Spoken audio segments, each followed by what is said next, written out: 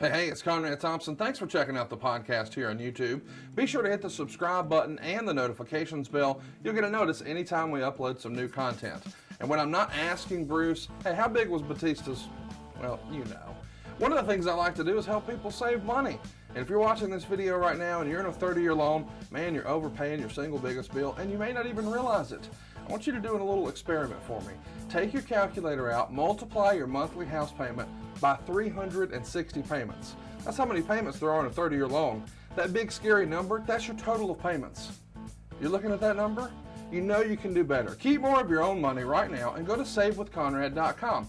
Or maybe you've got credit card debt. Man, it's not a matter of if I can save you money with that. Your average interest rate on a credit card is more than 20%. And by the way, all the interest you pay on those credit cards, it's not tax deductible. Whereas the mortgage interest, well, that is tax deductible. So if you owe this debt, it's up to you how to pay it back. Doesn't it make sense to get the cheapest rate possible and the greatest tax deduction possible? Find out how much money you can save right now for free at savewithconrad.com. You don't need perfect credit. Even scores in the 500s can be approved, and it's no cost out of pocket. But maybe best of all, we're licensed in more than 40 states. We can help more families than ever before. But how much can we save you? Find out right now for free with a quick quote from savewithconrad.com. Hey, it's Conrad Thompson, and you're listening to Something to Wrestle With. Bruce Prichard. Bruce Prichard, my man. How are you, kind sir? Hey, you know what, man? I'm all right. Been better, but I know that, feels like ages since we've talked and since we've been able to record. And, we're not 24 hours from what I'm about to talk about that I'd like to address. And so I'd appreciate it to those of you that are fans of the show and that have kind of really kept me alive in many ways through the last few years, that I greatly appreciate. That I'm a very private person. Mm-hmm. I know that sounds weird. We do this podcast. We open up. Not about real life. Yeah. But sometimes, well, every day we deal with real life. Yeah. And as all of us do. So I lost my big brother Ken last night, and I've got four brothers: Jerry, Ken, Chris, and Tom. And we lost Ken last night, and it's been a long battle, and that. Ken's been sick and been in a VA hospital and not doing real well. And so in a lot of ways, it's a blessing. I'm glad he's out of pain. And that leaves those of us that are, left, to deal with that pain and deal with our own grief. And I just, for whatever reason, you and I just talked, and I'm really not up to doing a podcast right now. I've been dealing with this for a few weeks and different things, along with the crazy work schedule and everything else. And as I was driving home just now, and it hit me, you and I talked a little bit on the phone on the drive home, and it hit me just how much that, outside, our real life and affects everything outside as well. And sometimes you don't appreciate what you have when you have it. Mm-hmm. And especially with Ken, man, because, we've been estranged for many years and had our ups, our downs, our good times, our bad times. But if it weren't for my brother Ken in many, many ways, man, Ken was responsible for getting us tickets to the first live wrestling match we ever saw in El Paso, Texas. Wow. Ken worked at the newspaper, and a guy by the name of, I believe it was Sal Paredes, was the front man for Gory Guerrero as the promoter in El Paso. And Ken used to wait and would get tickets. And we were able to go down and see wrestling, the Coliseum in El Paso, Texas.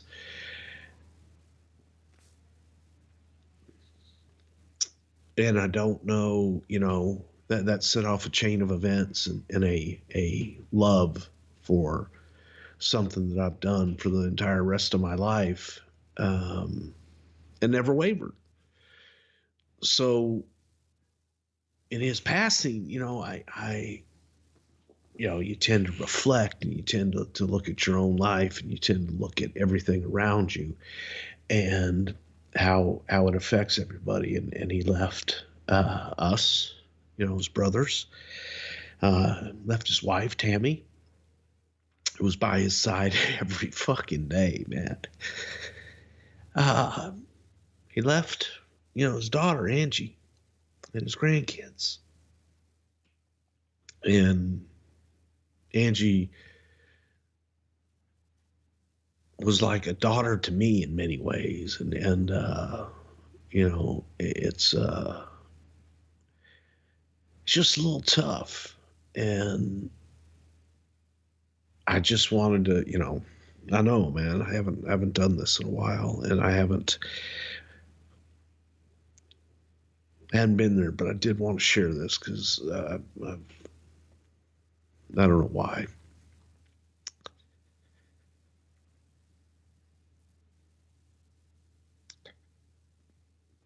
Ken was, man, he was in the United States Air Force, trained dogs in Vietnam.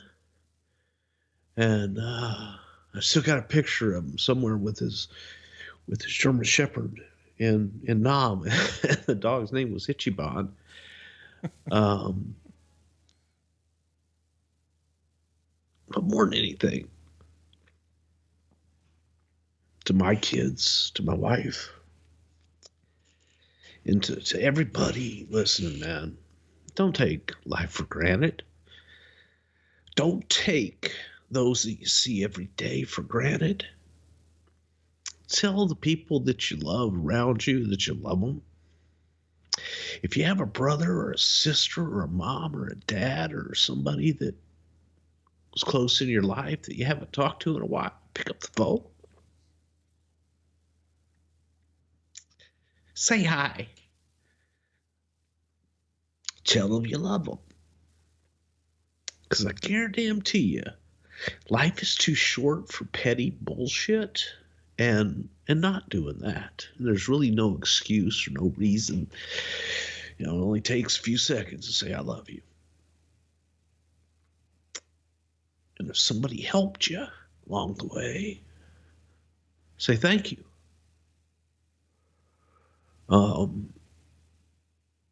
It's crazy business that I've had the pleasure to be in. And as I reflect back, I wonder if I would be in this crazy business if it weren't for my brother Ken.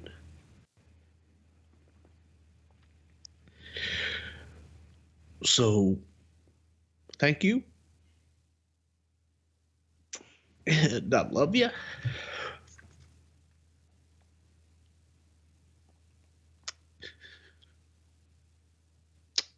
Thank you, Conrad. I love you. And I love you too, buddy. And my heart goes out to you and your whole family. And I know that your brother's been sick for a while, man, but you can never really prepare for this. And I know we had made some plans and made some other plans. And I think that's the takeaway, right? He's no longer in pain. He's in a much better spot. But golly, right now it sure does suck. It does, man. It hurts. And again, maybe I would have liked to have done some things different. And I'm just, if it falls on anybody and you go, hey, you know what? I'm in one of those, and you can say to somebody, thank you and I love you. And it goes a long way. So do that. Do it for me. And I wanted to say to everybody listening, it takes time to listen to this. thank you, and I love you. I really and truly do. I appreciate people standing and waiting for us. Tez, if you're listening to this, man, I told you I was going to do something today, but that was before all this news hit. And to all the men and women that I have the pleasure of working with each and every week, thank you guys. And we'll be back with more. It's WrestleMania season. My schedule's really extremely crazy, but we're gonna make the time. And I apologize for the time I missed. There's a little insight as to the reason why. And I wanted to share that with everybody and say thank you for bearing with us, and hang on. There's a lot more to come. Including a really big announcement really soon. Yes. So we'll, it won't be like everybody else's big announcements where it's. Come on now. Will you stop? What? You just can't help yourself. Even when you're grieving, you still want to get a little dig in. No, I'm just saying it won't be like, sometimes they've got a really big announcement and then you don't. Yeah. And then you don't, but we actually will. And, I hope everybody is excited about it, but, they will be. We are. Yeah, we are. And they will be. And it'll be good. We'll be back on the road again, as they say, but, thank you for bearing with me. And so Conrad, I just felt I needed to say something, and it's very selfish because it's helping me grieve. Well, no, man, that's great. Listen, what subscribers of this show, myself included, we know, like, and trust Bruce. We love us some Bruce, and we're interested in your story, whether it's in front of the camera, behind the camera, or at home. And for you to be honest and open and transparent and vulnerable, dude, we couldn't ask for anything more. Thank you for taking the time today. Well, thank you to everybody. And, I greatly love you all and appreciate each and every one of you. And, we'll be back talking us some wrestling and getting back into it. But I felt I need to let everybody know kind of a little bit what's going on behind the scenes. Don't like to do that just because I'm an old school, very private person, believe it or not. And I just wanted to share. So we're glad you did, man. Thanks for the update. And I hope everything turns out as good as can be expected. We'll be back before you know it. All right, man. Thank you. Love you. And rock on. See you, buddy. Okay, so by now you figured out what's going on with Bruce. Unfortunately, we're going to be doing another megasode today. You can tell that Bruce is not in the best condition to record, but boy, am I itching to talk about some great stuff that we had on the calendar. I still really, really want to talk about No Way Out 02, and I really, really want to talk about In Your House Final Four. We're going to fit them in, get some WrestleMania topics in, and pull the nose up on this thing in the month of March.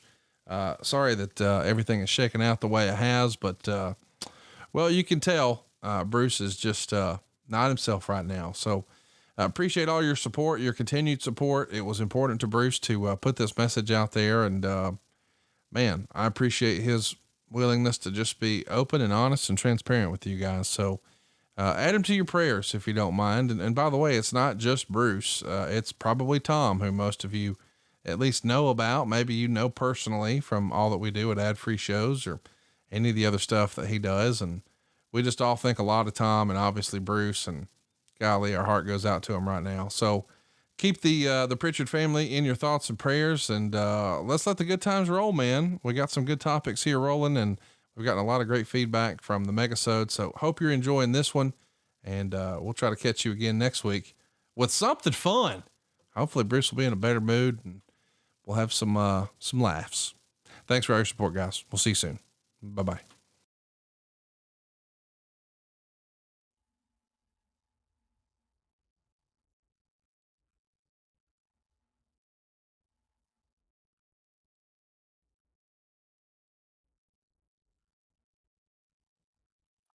Well, hello, everybody.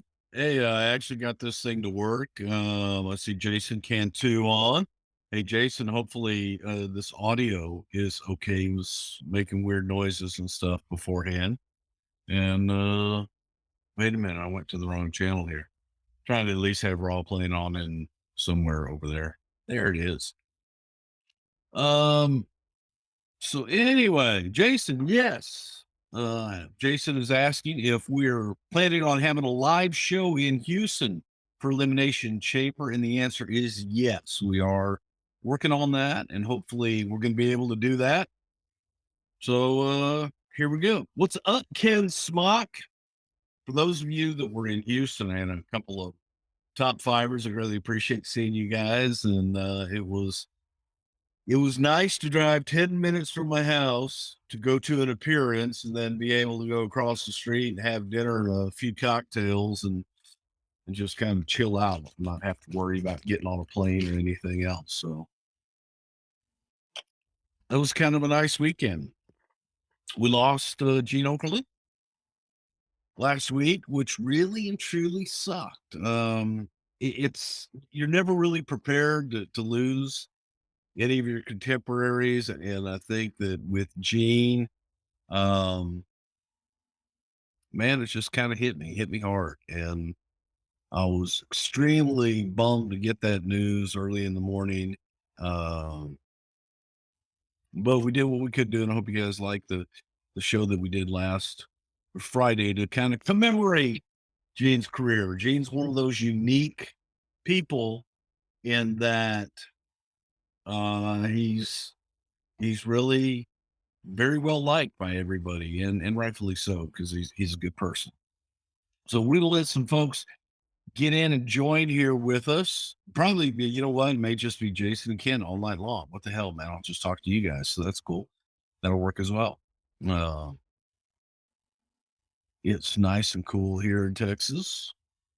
Perfect weather, about 65 degrees and all that good stuff. Everybody, you know what, man? Probably is a horrible time to do it. What's up, bad friend? That's probably a horrible time to do it with Raw doing their in memoriam to Mean Gene Okerlund. I'm not going to do a play-by-play on Raw. Just kind of saw it. It's over there for those who are interested because you don't want to see me cry on TV. Um, so let's see. Travis, whose idea was it to have Gail Kim win the women's title on her debut? What was the reaction from all the other women? Hmm. On her debut, where and when? I don't remember that we did that at WWE. We might have, but I thought Gail was a hell of a talent. Still is a hell of a talent, as a matter of fact. But probably just from her talent alone, she deserved it. So, did I ever do a duet with Gene on the mic singing? I did stand next to Gene and we did do some singing at a couple of Christmas parties, but beyond Jingle Bells, not really. Not really. I kind of let Gene do his own thing, and I got to work with Rick Derringer through Gene doing Rock and Roll Hoochie Coo on the Pile Driver album. That was a kick in the ass. That was pretty damn cool to work with a Rock and Roll Hall of Famer and one of the greatest guitar men I've ever seen, Derringer. True genius, writing, directing, producing. Just he was great. Um, what's up, Dominic? And for now, I'm beginning to wonder what the hell did you mean by duet? Just kind of scary there. Um, let's see. It was gross in San Antonio today. Felt humid. And anyways, are you willing to talk about what was Russo's deal this week? What was he talking about? I don't know. I don't listen to Vince Russo. I don't read his Twitter. I don't read any of that. I probably had two, maybe three people who commented to me about Vince Russo, saying whatever Vince Russo said. So I can't comment on it because I'm not gonna listen to it. I won't listen to it. I have no desire to. Russo doesn't listen to my show. So Russo doesn't know what I said or didn't say anyway. Um, and I'm over it. Next. I don't care. I don't care what Vince Russo thinks about me. I don't care what Vince Russo has to say. So I'm not going to comment on it one way or another. And I think Eric Bischoff, when he walked into our appearance on Saturday, says, "Wow, what'd you do to piss off Russo?" I said, "Nothing." He goes, "No, really, what'd you do?" I said, "Nothing." That's the point. I've done nothing. And I think that's what drives Russo crazy, is that he is irrelevant to me. I don't care what he has to say or what he does. So he wants to be noticed. I think that he uses us to try and get noticed and get attention. And I'm not going to play that game. So there's no ill will. I just don't care.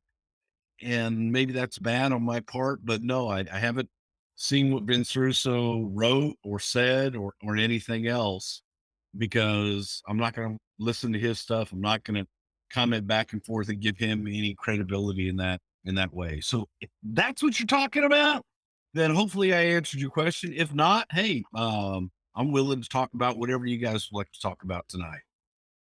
Well, in 2003, Travis, you're talking about Gail Kim again. I think it was just on her credentials. Again, Gail was a hell of a talent, and just to do a shocker thing. So, Eric Rash, my buddy Eric, what happened to Savio Vega? Seemed like a fucking badass. He was a badass. He is a badass. Savio was one of those young prodigies that the territories had. Okay, and he was Carlos Colon's guy. He was somebody that Carlos was grooming to be a big star in Puerto Rico, kind of like the Japanese promotions will have a few young boys they feel have a lot of talent. They'll send them to America for them to hone their skills and get better and get recognition in the US, giving them more meaning when they come back home to their home country. Savio was that guy. He came over as uh, El Casario for us in Mid South. He wore a mask then, and then we used him as Quang and different things. But Sabio was a hell of a talent. He wrestled in Puerto Rico as TNT, but legit tough guy and legit great guy. Stand up son of a bitch. What's up, Bo? What is my favorite Royal Rumble and why was it 1999? What the hell happened in 1999?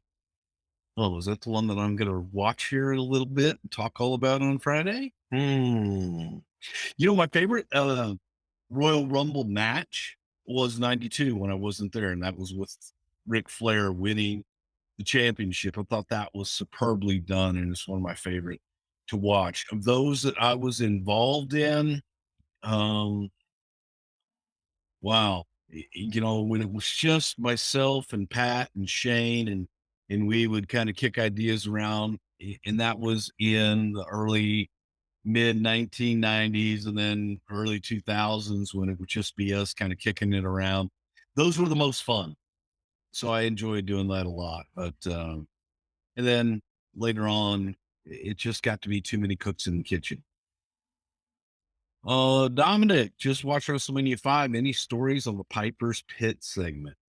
The Piper's Pit segment was something that was a huge thrill to me. If you could have given me any place on that card, I don't think I would have chosen any other thing to do other than be in Piper's Pit. So for me, it was a big deal to work with Ronnie. Second, to be able to work with Morton Downey Jr., who was like one of the hottest names in general in media at the time. So it was pretty cool to work with it was the three biggest mouths in anywhere in one place at one time. So that was a kick in the ass. And Roddy and Morton didn't really stick to scripts too well. They didn't like being told what to do or anything like that. So it was contentious at times, to say the least. After would love to see a TNA part 3 in well, I don't know that there was as much to my last um go round at TNA or Impact Wrestling as it was. Maybe there was, but I think that we can cover it in other ways, and maybe it'll be a bonus show. Maybe that's one of the bonus shows that we'll do coming up here in a little bit. Am I doing enough bonus shit? I mean, I know we do stuff with our top fivers, and I'm gonna do more. It's been a crazy month, man. Again, no excuses, but it's been a pretty crazy personal month with my older brother getting sick. And that's just been a roller coaster ride. So I apologize for lack of content. And I tried, you get to events like I was at Saturday, and there's just no time to get a lot of that interaction. It's just tough. But those are excuses. And I just want to give you guys more content, do more. Um, Yeah, Efren's having dry chicken and unsweetened tea right now. Well, you know what? Get some juicy chicken. What the hell? Mike Calandro, thoughts on AEW? Well, time will tell. I think that there have been a lot of guys and a lot of people with a lot of money and a lot of know-how who have tried many, many times to start a new venture. And AEW definitely has enough backing behind it in Tony Khan and the Jacksonville Jaguars. Again, time will tell. I don't really know. I don't know how much real experience anybody has there as far as running a company and doing things like that, but they definitely have the pedigree as far as, man, they've got a football club, soccer to us, in the UK, and they've got a football team here in the US. So they definitely know what the hell they're doing with sports teams and sports of that nature. Time will tell. That's the best I can say. Time will tell. Why so many changes during a show? Top 5 reasons. Cole, you're gonna have to come back. What show? I don't understand the question. Um, Talking about Sean from 2002 till you left be a good show.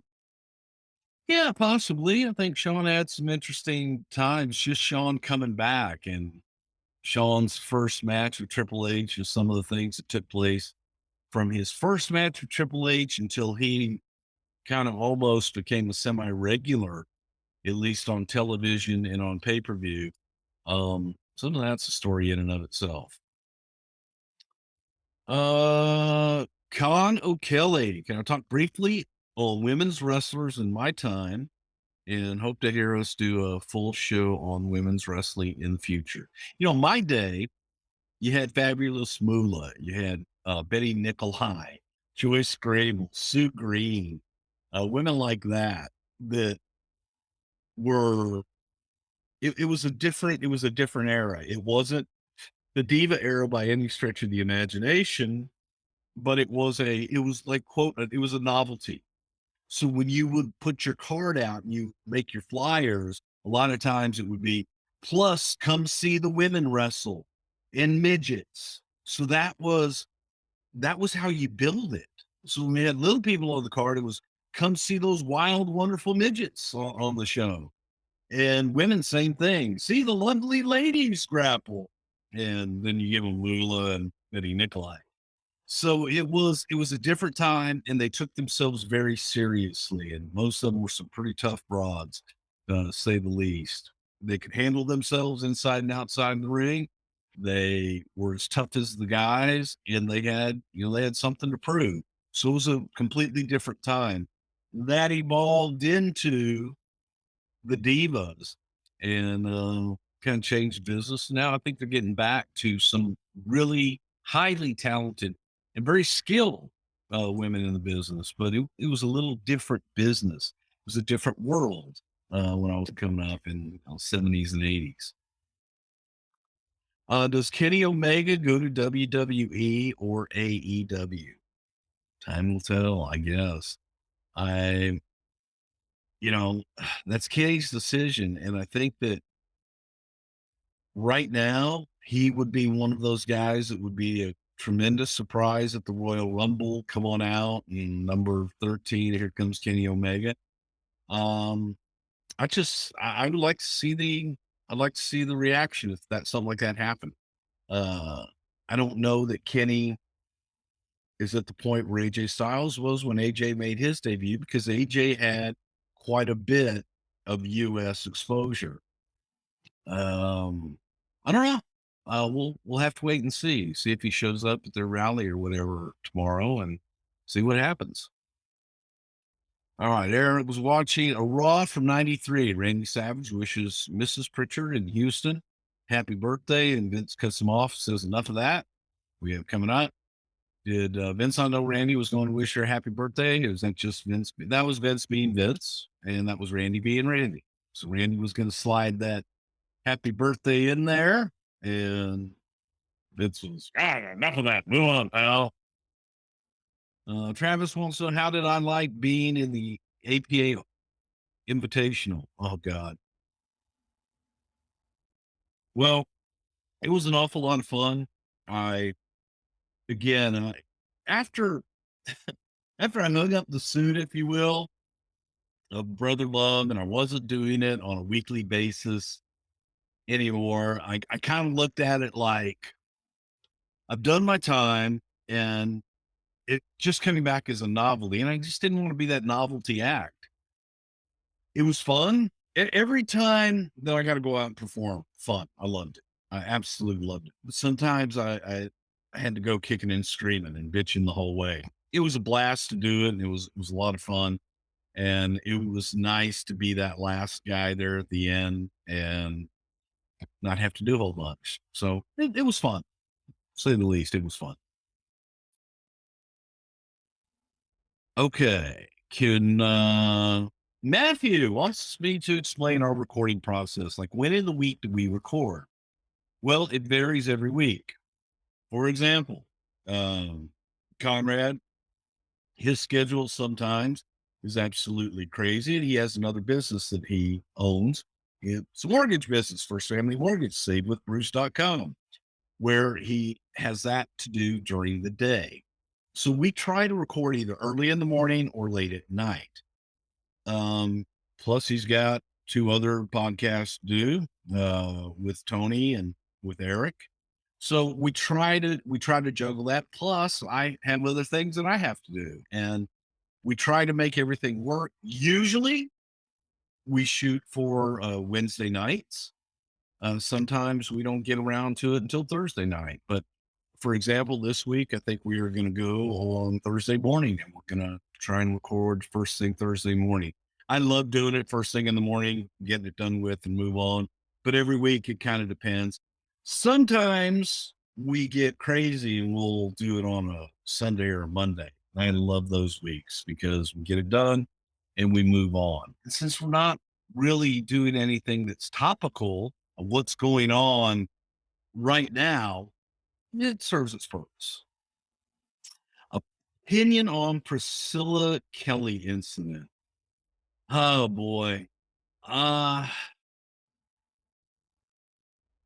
personally thought it was tasteless. I didn't like it at all. I'm old school.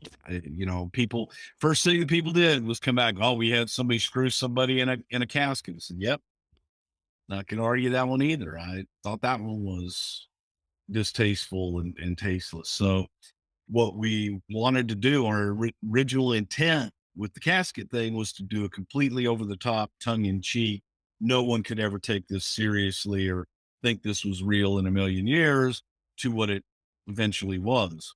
I guess everybody, I know what you're talking about.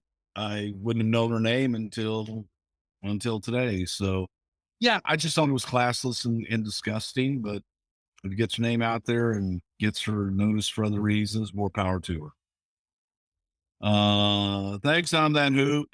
Yeah, man. And people have asked me, and I've gotten this a lot of, personal emails and things. My brother Ken, he's in a rehabilitation facility right now. It's still kind of touch and go. He is breathing on his own, so that's a really good thing. But it's going to be a long road to recovery, and we just kind of take it day by day right now. And it's been a challenging holiday, to say the least. Thank you, Jason. I love that you love the show. Which I like better, being behind the scenes, or your time as Brother Love. They were both great, and I love them both equally. I think that is, I don't know, man, because I love producing. I love creating and producing. So for me, the time on screen that was a vacation. That was a time that I could go out, perform, and do my own thing, and create, and be almost alone for that time that you're out there performing. But at the same time, I loved, it's like having a baby when you write something and you create it out of your head, and then you see it come to fruition and it comes to life. So the creative process is like having a kid. Um, wow, I was looking forward to being Gene to spend my days on that hoop. Yeah. And Gene was not feeling really good at that trip either. And he was invited to the show. He really wanted to come make it, but he was in no condition to make it. And I did get to say, little did I know it'd be the last time I'd say goodbye to him. I got to give him a kiss on the head and tell him I love him. So um, that was good. John, when Austin was first doing stunner, there was no kick and he just dropped down and he changed the way he went into it on his own. It's just an evolution. And I think that the kick was usually the setup even in the beginning, but then there were times he would just hit it out of nowhere. That was the whole thought behind the stunner. And I believe that was Jake the Snake that came up with that finish for him. Or I don't know, I may be wrong, but I think it was Jake. And the idea was he could do it on anyone and he could hit it from anywhere. Oh, Efren, am I going to be attending the Royal Rumble in Phoenix or am I on a plane right after the show? To be determined. Just don't know yet. If I have my ways, as soon as I'm done with the live show, I'll be at the airport. But I might have some business that I might have to take care of that evening. So time will tell. We'll see what happens. Dominic, will WWE become more adult oriented ever again? I think that there's going to be a segment, and I think that there will be something on the network that they may carve out to be a little more adult oriented for those who want that. And I think that for the broad audience, it's going to be PG-13 because of the advertisers. However, for their network, I think that they will eventually do some stuff that's a little more for mature audiences. Let's say that. Cole, people talking about changes on the fly during shows, or Vince changing his mind, or last minute changes during the shows in general. That doesn't happen nearly as much as it was romanticized to happen. Now, there were times when things would go long that we would rewrite the show and I would completely reconfigure it. And when I was there, that was usually me doing that. So when the show started, pretty much I had creative control over the show. I can overrule the writers, even overrule Vince. I would run everything by him, but most of the time he would just say, tell everybody at the same time. I'd get on the headset and let everybody know what changes they were. But they were mainly changes due to a timing issue and having to kill something because we didn't have enough time for it and to make the show work. But I don't know. I don't know. I haven't been there in 10 years if they change things at the last minute now. There were times we were writing up until the last minute, but once we were there, man, we were there. Um, okay, Cole. So you're hitting me with these reasons why, and I don't know what the hell you're talking about. I'm sorry, I'm old, man. Oh, talking about the show. Gotcha. Um, Betamax Championship Wrestling. What the hell is that? I have no idea what you're talking about, Matthew Carl. Whoa, the M word. What's that? Oh, the midget word? Is that bad? Hornswoggle has no problem with it, so I don't know. How long do I plan on doing the podcast till you guys don't want to listen to it anymore? Probably. That's what you say. I'm gonna write it till the wheels fall off, and until you guys just don't wanna listen to it anymore. Then I guess we won't do it anymore. But hey, okay, I'm gonna ask you guys this. See this Sobe water? Okay, it's Life Water by Sobe, and it's Blood orange mango, the greatest drink in the entire world, but I can't find it in Houston anymore. Anybody has any connections with Sobe? Hook me up.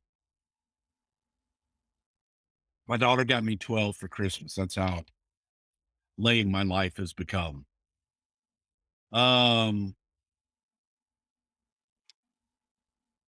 Eric, did I miss my request about Hawk? This airport sucks for service. Well, I didn't get your request. Tell me something about Hawk you'd like to know. We'll do our best to address it. So who knows? So are you saying one off at the Rumble, then to AEW for Kenny Omega? Never say never. Who's to say? All right. Adam Bomb, what the fuck? Hey, Adam Bomb was over, and Adam Bomb sold a lot of those little footballs that we threw out there. So merchandising wise, marketing wise, Adam Bomb for a while was some pretty good shit. He sucked.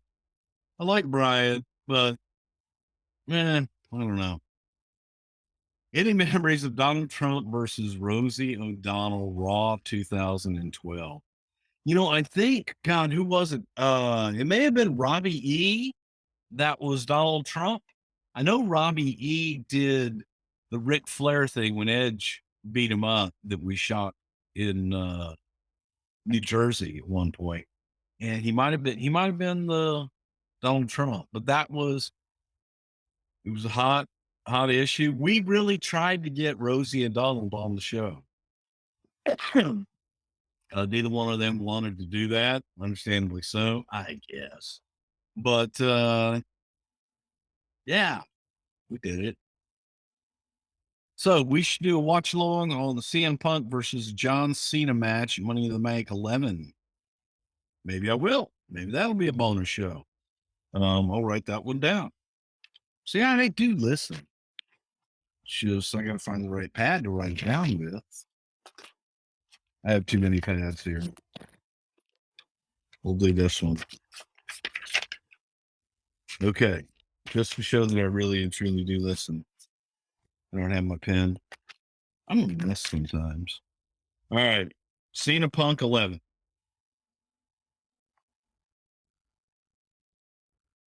Look at that. See? Look at that. All right. Did Anabom actually get an Anabom tattoo? Yes, he did. He had like a panther or something on his arm, and then he got Anabom. And as soon as he did that, everyone went into full overdrive rib mode to let him know that they were changing his gimmick immediately. That was some fun stuff. Because Razor would wind him up. God, it was funny.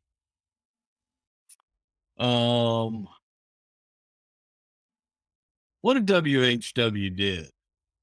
Time for top fivers to design a shirt. We'll design a shirt, guys. I don't know how any of that works. There's Chef Jones and Conrad's end, and I don't know. But I'm up for it, man. I ain't scared. Current WWE mid-carder coming to Chicago soon. Man, we were just in Chicago, but yes, we are planning on doing Chicago, I believe, maybe October, November 2019, not for sure, but I saw it somewhere, and we will be in Chicago. I just got to figure out when. Favorite current WWE mid-carder? Wow. Let's see who's in the ring right now. I don't know. I like Seth Rollins. I don't know if Seth is a mid-carder. I think he's pretty much a top guy. That's a tough one. I don't know if there's anybody I really don't care for, so I enjoy it. Where was I when Draws was paralyzed, and have I kept in touch with him through the years? I was at the gorilla position when the accident happened with Draws, and I went down to the ring to talk to him and try and assess what was going on when the doctors were there and everything. So that one sucked. That one sucked too. I don't keep in touch with him nearly as much as I should. And my brother Tom keeps in touch with him a little more. And Draws and I have lost touch. But I saw him a few years ago in New Jersey, and great guy. And I miss him. But I hear that he did like the big event or something recently, or the ECW arena. So I hope to see him over the next year at one of these conventions somewhere. Good guy. Oh boy, Travis, the only good Me and Gene stories are the ones I told. Gene was a trip. Gene was just a lot of fun. Um, well, Matthew, if your Uncle Larry was screwed in the casket, that's his prerogative, man. That's cool. Was WWE close to losing Undertaker and or Shawn Michaels during the Monday Night Wars? No. And I don't know that Shawn Michaels ever had an offer to go anywhere anyway. I think that was all just rumor and innuendo and a lot of blustering and bullshit. But Shawn, I don't think was ever even given an offer. And Undertaker was never given a serious offer. Now, guys were calling Undertaker trying to get him to come over, but no, he never considered it. And there was never a real offer anyway. No, my glasses are old and I've got to get new ones. As a matter of fact, because I'm having a hard time seeing. The shit's getting old, people.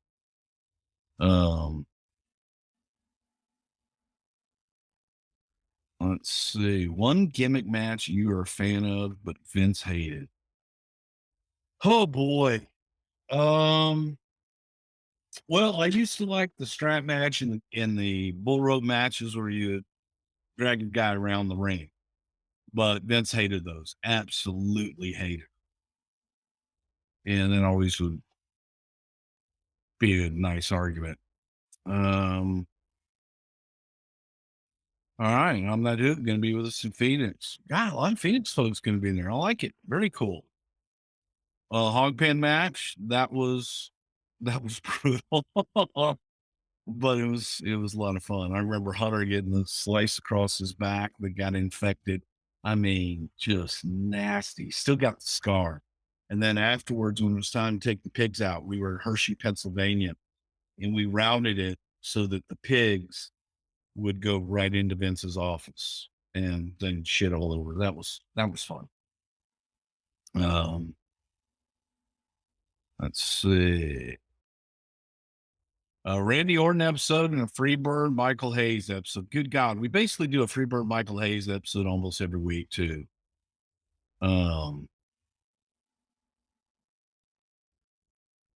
Matthew, you're just on a roll, my God.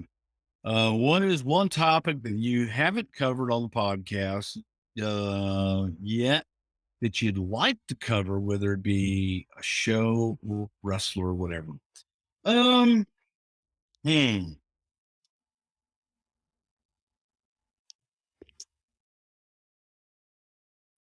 I think I don't know. As far as talent, there's a lot more to cover with Undertaker. I think there's a lot more to cover even with the likes of a Randy Savage or even a Dusty Rhodes. I'd like to go back and recover Dusty, redo Dusty. He was the first one. We never did a real in-depth Dusty one like we've done other people. So I'd like to go back and do Dusty over. But as far as any other topics, I think go back and maybe just talk about the evolution of territories and how the business became what it is today and kind of the evolution of the business. And it's something that if Conrad can't go and research it, he a lot of times will poo-poo it because he feels that he doesn't know. But some of our best stuff is when he feels unprepared and he doesn't look at his notes and we just talk and he asks questions because he's engaged in it. And those are some of the most fun for me because neither one of us know where we're going. So I like any topics like that. Why don't finishing moves not seeing band matches anymore? John, that's a good fucking question. It's a finish. So maybe they need to just stop calling them finishes or just stop using them all together for high spots. There's an idea. Imagine that. But I hate that. But anyway. Age Remus, will I ever sit down with Dave Meltzer in the near future? In the near future, no. Would I? I don't have a problem with Dave personally. I completely disagree with his tactics and how he delivers his gossip and what have you. If he were to present it to you as, hey, folks, here's what I heard, and here's the gossip, and here's the rumors going around, fine. But when he presents it as, this is what's happening, that's where I have an issue, because 9 times out of 10, he's incorrect. So I'd sit down with Dave. I'd have no problem sitting down with Dave. With New Japan announcing that they are kicking off the G1 climax in the American Airlines Arena in July, how do you think they'll do? It'll be interesting. I don't know what kind of following the New Japan has outside of maybe in LA and New York, maybe Chicago. I don't know. Dallas is a tough market, and American Airlines Arena is a big arena, so that would be proof in the pudding, and that would tell you right there if they have really any kind of just fan base outside of your two big markets, LA and New York.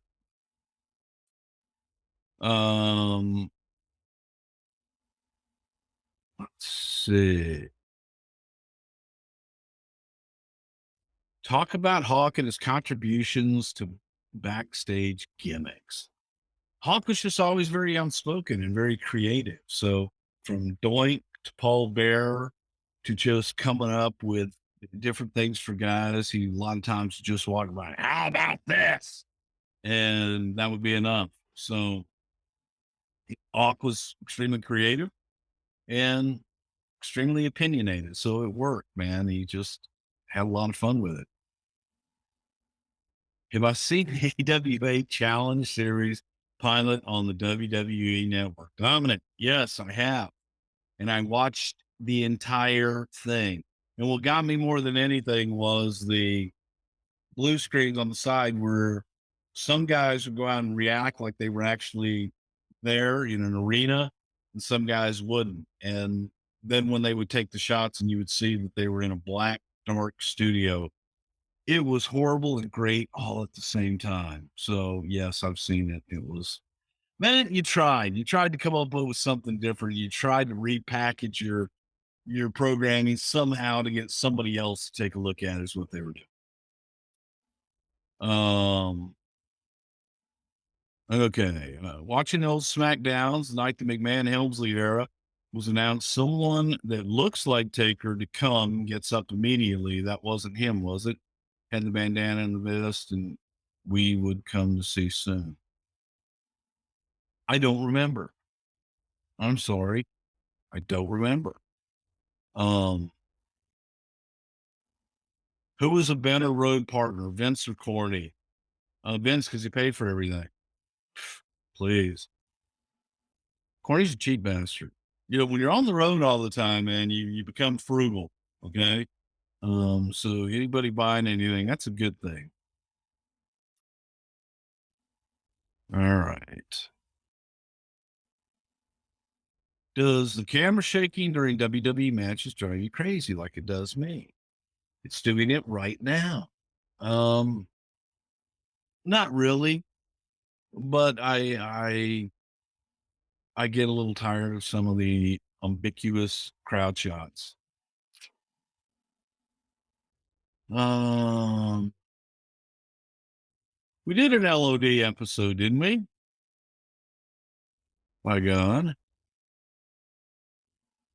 What was the vibe from an outsider's perspective to WrestleMania? How was it viewed by other promoters, wrestlers? Originally, man, it was crazy, and people didn't think it would last. People thought the use of outside talent, outside celebrities, would kill the wrestling business, and we all see how that worked out. Al Wilson, I believe, is still alive and doing well in Northern California. And Morton Downey was actually very easy to work with. He was great. And I have pictures in here somewhere of Vince and I producing the segments with Morton Downey. And since Morton Downey's gimmick was to smoke and Vince despises smoking, Vince wore a certain suit that day when Morton smoked all day, and then Vince threw the suit away. Go figure. We will be in Atlanta. Listen to the show this week. We're announcing Atlanta this week. So, if I had the date, I would give you guys the early one, but I don't. So we are going to be coming to Atlanta very soon, and we're going to announce it this Friday on the show. Um, you know what? I'm That Hoop Houston was one of the most downloaded shows we've ever had, and it never won a poll. So thank you guys for downloading it. It was all good. Um, was there real hatred towards Eric towards Yokozuna from the fans during his championship run? He was a great big man and a great heel. I think that Yoko was a tremendous heel. I think that Yoko was more of a novelty to get that ooh ah from him, and that's what made Yoko unique. He was an attraction. He was larger than life, and people paid money just to see him perform. So it was good. I do not have an update on Howard Finkel. I've texted him a couple of times and haven't heard back. But last I heard, Howard was doing okay, and he's being taken care of up in Connecticut. But I haven't spoken to him probably in a couple of months. But last time I talked to him, he sounded like old Howard Finkel, and it was great to hear his voice and have a conversation with him. Whose idea was it for Big Show to come up through the ring on St. Valentine's Day Massacre? Well, I believe that was probably one of the Vinces, either Vince McMahon or Vince Russo. Um, have you or anyone in the office during your time in WWE catch workers leaking info to dirt sheets? And if so, were they writers and or wrestlers? We've always had suspicions of people who might be talking to dirt sheets, and sometimes we would feed out information to see what came back. And you get your suspicions. There's no real way to prove it, but you have guys that only you give certain people certain information that gets out. You kind of have a good idea where it's coming from. So there you go. Favorite Hall of Fame induction speech, by far Bobby Heenan's induction, just because he singled me out so many times about getting high. But I think that Bobby Heenan's induction speech, or when he went in, his acceptance speech, was the best of all time. Um, who gets into the Hall of Fame first? Heyman, Bischoff, or Corny? I say Bischoff, Heyman, then Corny. Thoughts on Leo Rush? Haven't seen enough of him to give you any thoughts. Talented. I do like him. I think he's very talented, but just haven't seen enough.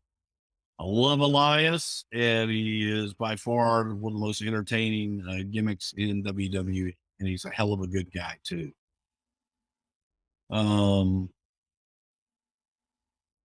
was Ted DiBiase when he was told he was losing to the 1-2-3 Kid? Ted's a professional. He could care less. Professionals don't care about losing, guys. It's a work. If you lose, if you win right, you can lose right too.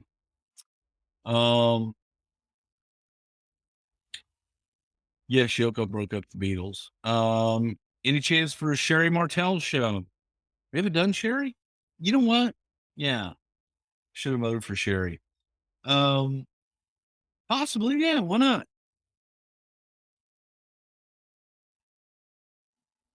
Did WWE ever come close to a battle royal style pay-per-view? Closest you're gonna get is gonna be the Royal Rumble. And I think that's about as far as they're gonna go with it, man. And I understand you guys probably all want to go because Hulk Hogan's coming out. Let's watch it, and I'll come back maybe Wednesday, and we'll do another one of these. This one come on because it's been a little while since I have been on. I thank you guys, and again, I love every one of you and appreciate you support us here on Patreon. And this week we'll have got 2 new show announcements, live shows. We're loading up 2019, man. We're going to be getting out there live. Big announcements coming this week. Looking forward to it. And I can't thank you guys enough for being with me tonight, being with me here on Patreon and supporting the shows. And Happy New Year. And I hope everybody has a great one. You guys take it easy. I'm going to stop broadcast.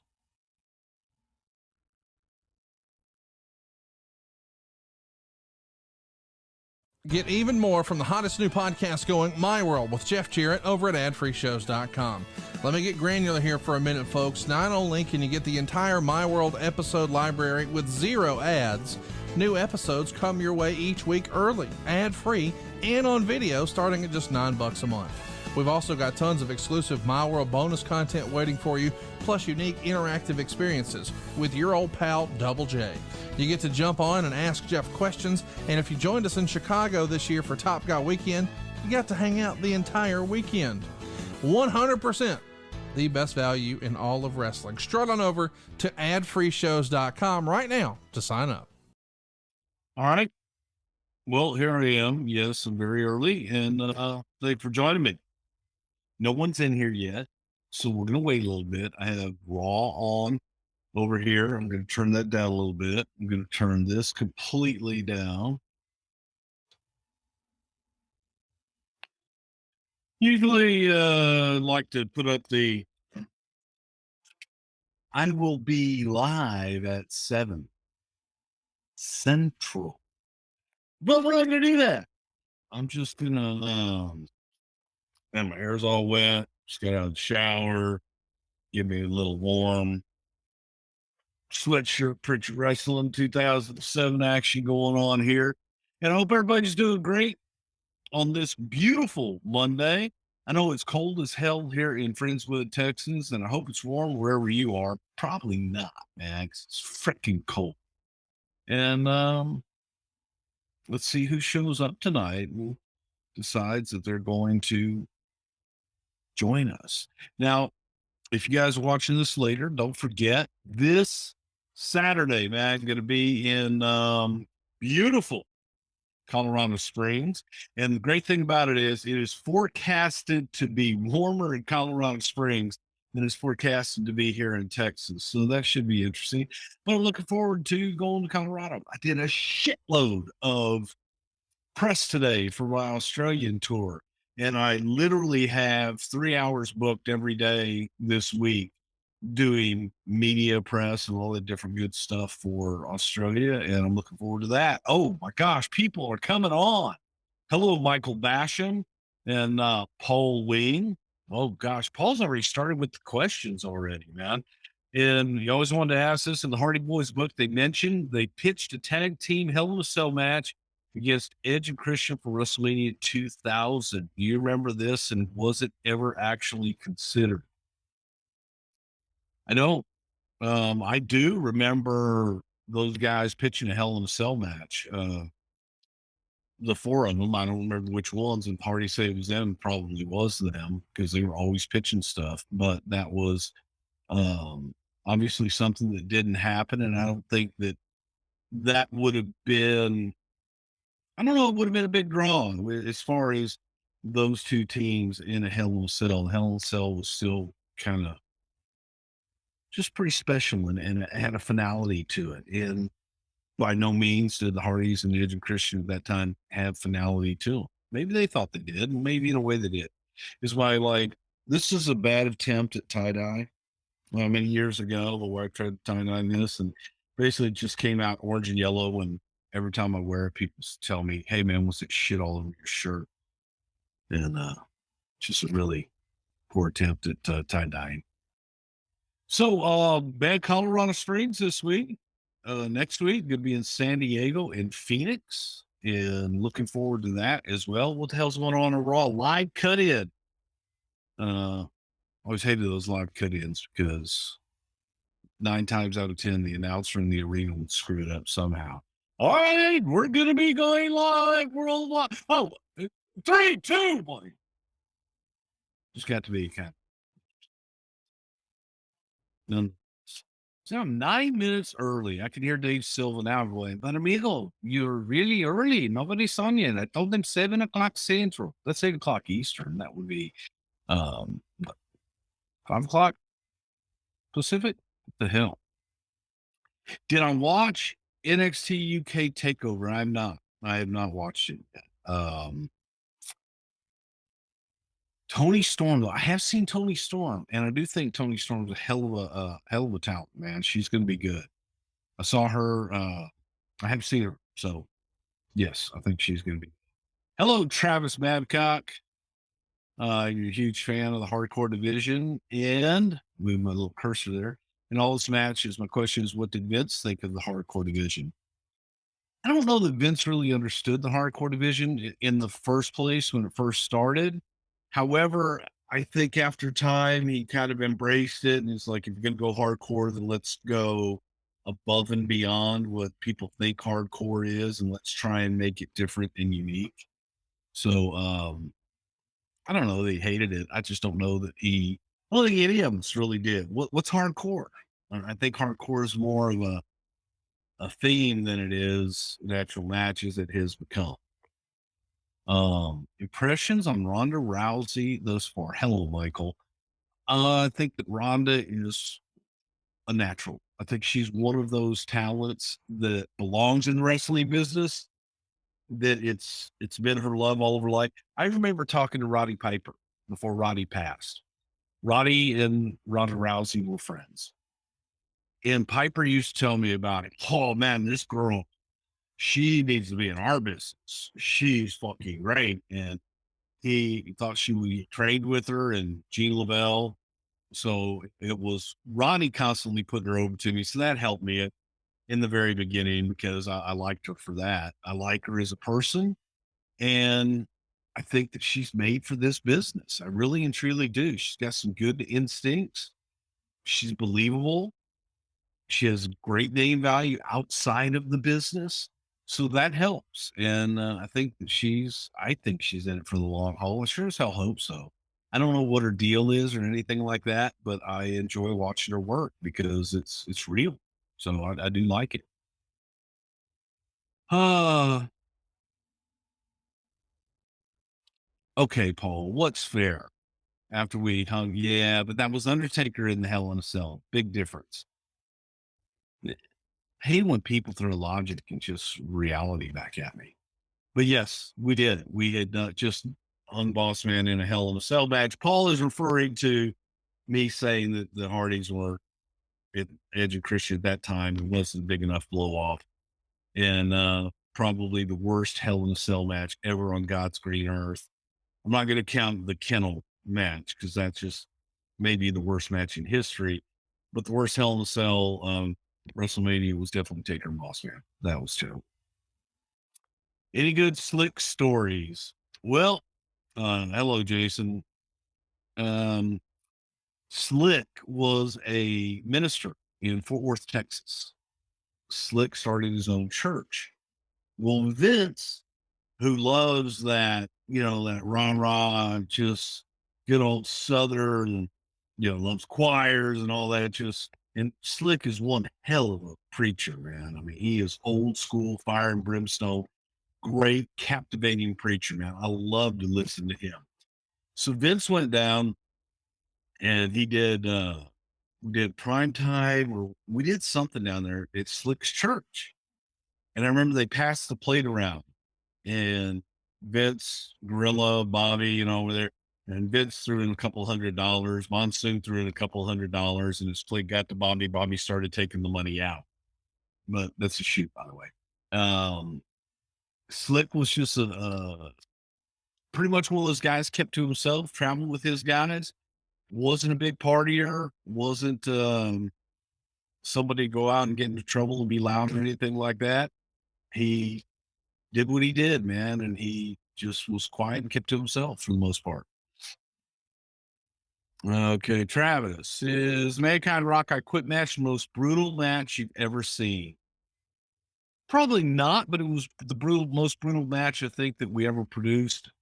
WWE up to that point, it was just horrifyingly brutal, as we talked about on the podcast last week. It just was. It's tough when you are looking at the talent, and this sounds crazy, but when you know the talent, you know them personally, you know their family, you hate to see guys take unnecessary risks and or do things where they could end up just in a really bad way. And that's the feeling when you're watching two guys that you really like personally. And that's how I felt watching Rock and Mick. I thought that it was brutal. It just was brutal. No Dirty Dozen in Colorado Springs. Check with Dave Silva, man. Check with Dave Silva on the Something to Wrestle Facebook page and see what he's doing there. I know he was going to put feelers out and see if there was any interest in it. If anything, we'll probably do it in Denver because that's where I'm going to be staying. So check with Dave, and that's his gig, and we'll see what happens. And Silva probably hasn't even tuned in yet. He thinks I'll be late, but I came early. So Chris, hopefully you're going to the show, and I'll get to see you at the show. But there may be a Dirty Dozen, just hasn't been really finalized yet. Mr. Perfect versus Bret Hart at King of the Ring 93 is an underrated classic. Yeah, it definitely is. And I thought it was one of those. Kurt, you go back to, was it 91? I was fired. So the match that they had at Madison Square Garden for the Intercontinental title when Bret won the title there, I thought that was one of the greatest matches I'd ever seen. And they had great chemistry together.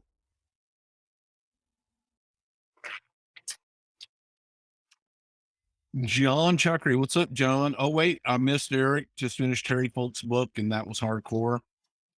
Terry Funk's book was very entertaining, and the guy that did that was the guy that was supposed to write my book.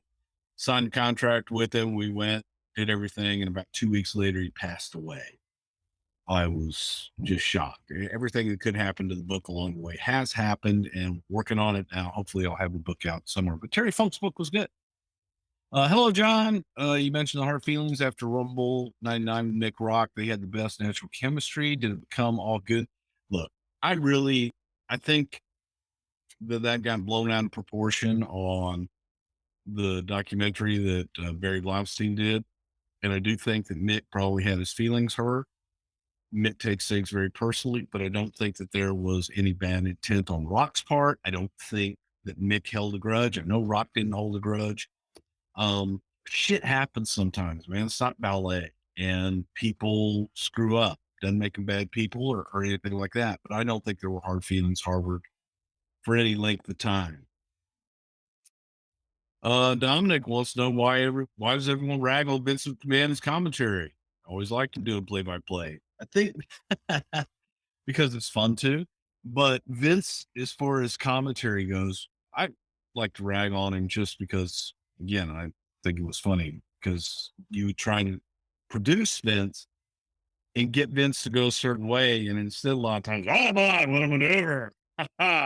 And then from there, Vince had his vision of how he wanted to portray what you were watching on television. And that's Vince. And it's his ball, it's his game. So, you know what? More power to him. Gotta blow my nose. Sorry, I got allergies really bad for some reason. Never get allergies, but it's eating me up today. But I think that people do because they listen to Gordon Soley and Jim Ross and different guys who like to call every single hold to show you how smart they are. They know every hold. And Vince didn't do that. Vince was all about telling stories. And he was a good commentator. I thought Vince was a very good play-by-play. He was a storyteller. And I happen to like that. I'm watching Vince right now on Monday Night Raw. Yelling Ellis, if you guys are watching Monday Night Raw, or you go back and watch it tonight, the limo driver for Vince, that's Ellis Edwards. That's the stunt guy for the WWE. Great guy, wonderful human being, really terrific guy, but can be a fuck up sometimes. Yes, Ellis, I just said you're a fuck up. No, good guy. Hi, brother love in College Station, Dusty Wilson. Where is a great place to here? I don't know, man. I don't know what you're asking right there. If you're asking for a good place to eat around there, I don't know because there's too many Aggies there to really hang out and say one way or another. I got really good friends that are all Aggies. They have to bust their balls on Aggies. Nothing wrong with Aggies. My son wants to go to Texas A&M, so I hope he does, and it is what it is. Why do I think Zack Ryder isn't utilized anymore? Every time that they've given Zach an opportunity, I don't know that he's delivered as far as his ratings go, as far as reaction goes. I like Zach. think he looks great. I think his work's good. Plus, as a human being, I think he's wonderful. So I can't pinpoint that one, but everything that I had been told, again, not being there, I don't know what their numbers were when Zach came in. The feeling was that he just didn't deliver. Take that for what you will. Boy, okay, John, go try now. I put up uh, a new link for Atlanta tickets, and we promoted Atlanta and Cleveland, two new shows that we have coming up. Atlanta to go on sale today. They promised us that we would have the link over the weekend. Tickets would be on sale on Monday, so we felt confident to announce it. It took all day to get that link from them. However, the link is up now. It has a comedian that's playing that night there. We're there during the day on Saturday. So go check the link out at brucepritchard.com for Atlanta tickets. It's all good now, and you can get tickets now. So I apologize for that. It comes down to being my fault. Okay. Because if you announce it and you take someone else's word, it's on me. So I'm not blaming anybody else, but that's what happened.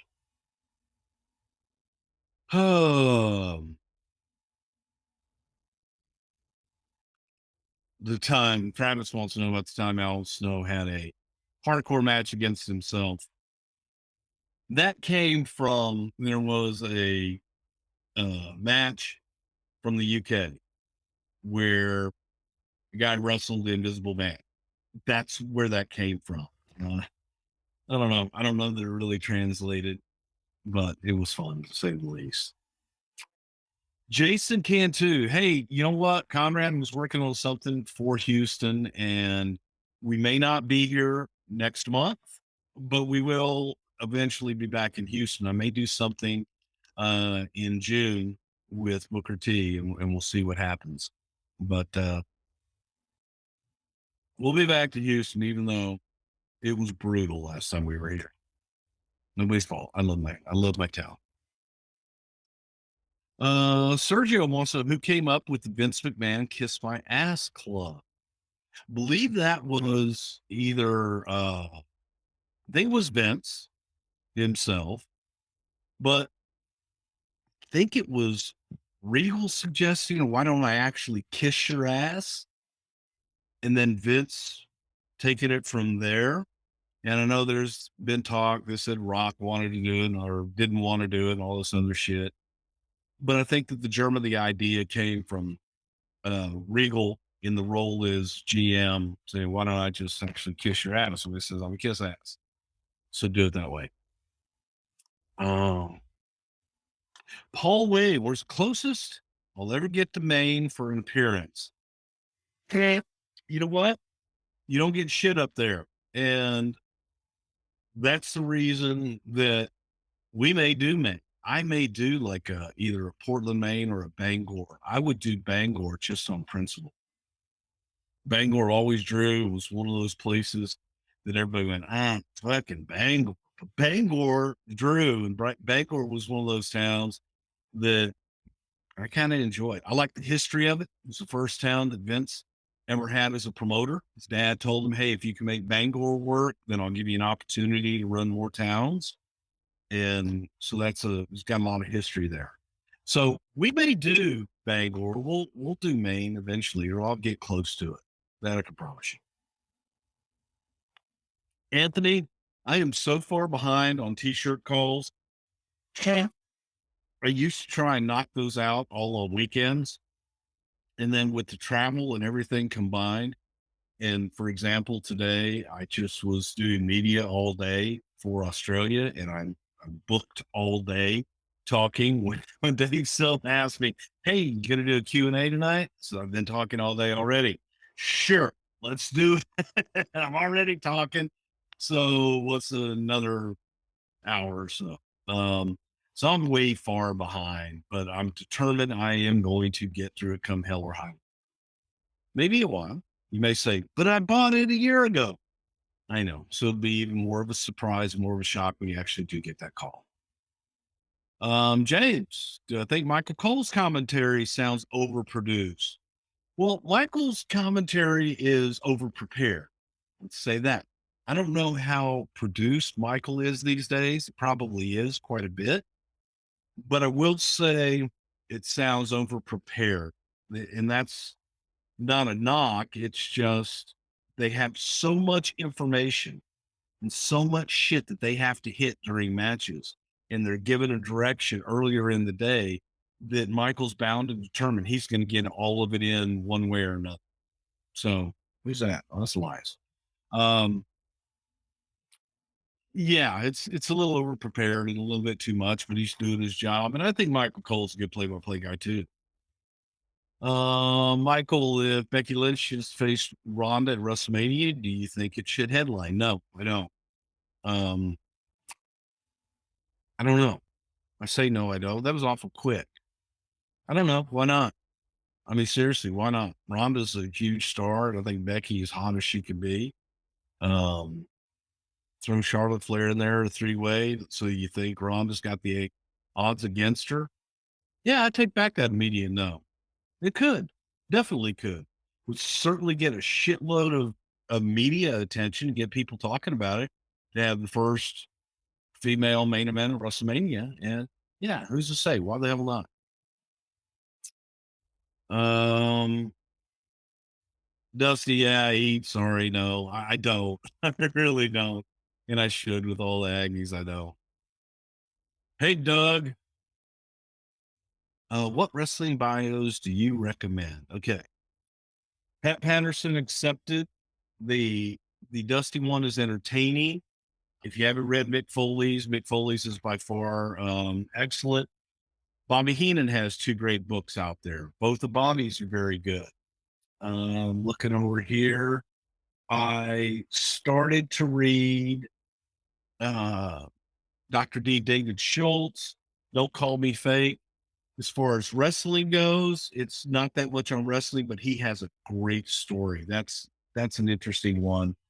Um, Bill Apter's is Wrestling Fixed. Looking over here at the rest of them. Gary Hart's Playboy Gary Hart's is probably one of the best books out there. So yeah, if you get it, Gary's is really hard to find, but it's out there and it's pretty good. Michael Woodard, any plans to come back to Baltimore? Yes, we will definitely be back in Baltimore. Shout out to Jimmy's Famous Seafood.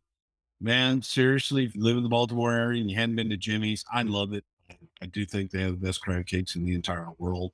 So I like to go there just for dinner, nonetheless. The lamb chops and the crab cakes, fucking. Um, Dominic asked, why wasn't Hogan Flair the draw everyone thought it would be for WrestleMania? Well, I'll tell you, because I think people automatically thought that when Rick came in, everyone would know him and he was already over. There wasn't enough, in my opinion, put into Rick to get him over. And if they were going to do that Hogan Flair match, I would have done it a year later and build up to it and keep them apart for as long as you could. But Rick coming in, they immediately thought he was over. And you have to remember, and a lot of people don't understand this. In those days, there were WWF fans and there were NWA fans. A lot of times the two didn't cross over. So WWF fans didn't watch. A lot of them didn't. Diehards did. But also a lot of them didn't watch it. So they didn't know who the hell Ric Flair was. And they got all rolling your eyes, going, oh, bullshit. But that's just a fact. People didn't know, and vice versa for the NWA guys. They didn't know a lot of the WWF guys either. So I just think it was too soon and rushed, and everybody thought it would be the in the know, and people within the industry thought, oh, this is a dream match. You still have to build it, and you still have to make both entities as big as you can make them and your own product first. Don't rely on somebody else's stuff to make them. So I don't think they spend enough time getting Rick over. And Travis, two-part question. Whose idea was it for both the Al Snow Bob Holly match, St. Valentine's Day Massacre, to end up in the Mississippi River, and the Al Snow Road Dog hardcore match to end up in the snow? Both of those were a matter of locale. You go out and you look around, what can we play with? You had the river here and it was snowing. So it made good TV. We looked, how far can we get the cameras? Pardon me. And that's just a matter of your locale. So I think as they walked through it, came up with ideas and what if we did this? And that's how that happens. More Maine, Dominic. See, I know there's some Maine people out there. We're going to get up there in the summer. Okay. It's bad enough I'm going to Colorado in January. Didn't think that one through. Okay. I'm a Southern boy. I like the war. So if we get up there, it'll be in the summertime, I promise you. John Chuckery. Jim Ross was talking about how much better the women are at using social media than the guys. Why do you think that is? And is that all scripted? I think that women like to talk more than guys do, probably like to share things. I don't. Oh, that was awful sexist. I don't know. Maybe they're just inclined to share more. I'm horrible on social media. I'm not real good at answering, responding to things on that. I'm 55 years old. I'm going to be 56 in another month. Not my era. I'm trying like this. I'm trying. I'm getting out there and trying to do more, but it's teaching an old dog new tricks. And with the guys, some of them are good at it. Rock is great at it, but some of them just don't do it. But in this day and age, it's definitely going to help you the more that you can engage with the audience. Eric Rash wants to know about Mike Sharp. He liked to ground and bump all around. Mike Sharp was a second generation wrestler, man. And Mike was a great guy. Mike used to work out from the time he showed up at the building, pretty much until the matches were over. He would do his wheel. He would do push-ups. He would do stair steps. He would jump rope. He would go out and have his match. He would come back and work out some more. The last match would go in the ring and Mike would just be getting into the show. Amazing athlete. Just, he was crazy. Really nice guy too. Travis is Omaha and Kansas City and closest I'm ever going to come to Iowa. Probably. Yeah, probably. I don't know what's on the other side of Omaha. Yeah, it's probably going to be the closest. My dad's from Iowa. I used to go to Hornick, Iowa. That's right, Hornick, Iowa, outside of Sioux City, near Storm Lake, every single year, every summer as a kid, because that's where my dad was from. We used to go to popcorn days. So, sentimental reasons, yeah, I'm going to get to Iowa at some point. Back in February 95, WWF came to Long Island at the Bellert High School. Do you happen to know the true story on what happened between the Superstars and the Bellert High School football team? I have no idea what you're talking about on that one, Brian. Sorry. No clue whatsoever. Something happened with a high school football team? Doug, yes, a banger East Coast Canada tour would be nice. And as difficult as it has been, Canada break. I didn't even talk to Conrad about this yet. I'm in discussions now with a Canadian promoter who promotes rock shows and comedy stuff all over Canada, East Coast, West Coast. And they're looking to do a major tour with us. So if that all comes to fruition, we will make it to Canada. The difficulty's been the paperwork and getting the money in and out and all that good stuff. Just getting into that country can be difficult at times. Canada's got their borders covered. What the hell? Yeah, Jerry Lawler could never be accused of over-prepared for commentary. No, not at all. James, where did the idea of collapsing the ring come from? Well, I'll tell you. There was a match in Houston, Texas between Wahoo McDaniel and Harley Race. It was an Indian strap match. And Wahoo was really, there was a lot going on at that time. Wahoo kept suplexing Harley Race in one spot in the ring, on the edge of the ring, and the ring collapsed because Harley kept taking a bump there, and they were beating the shit out of each other, but this bump, same spot, and the ring collapsed. And it was just such a cool visual. There's nothing really you could do once your ring's gone. So I had the idea, and I think Michael Hayes jumped all over it about just a way to collapse the ring. And that was the Germa to somehow, how can we, and Heyman did it too in ECW, where they had their ring kind of collapse in the middle of it. It's happened in shows before. So it just was an idea that we had that you see. It's a way to get out of a match that having to get out of the match. So chances of Washington, D.C. hosting a WrestleMania. Yeah, we got a big stadium there, centrally located. It's a tourist attraction. It's a destination. Yeah, I could see WrestleMania in the nation's capital.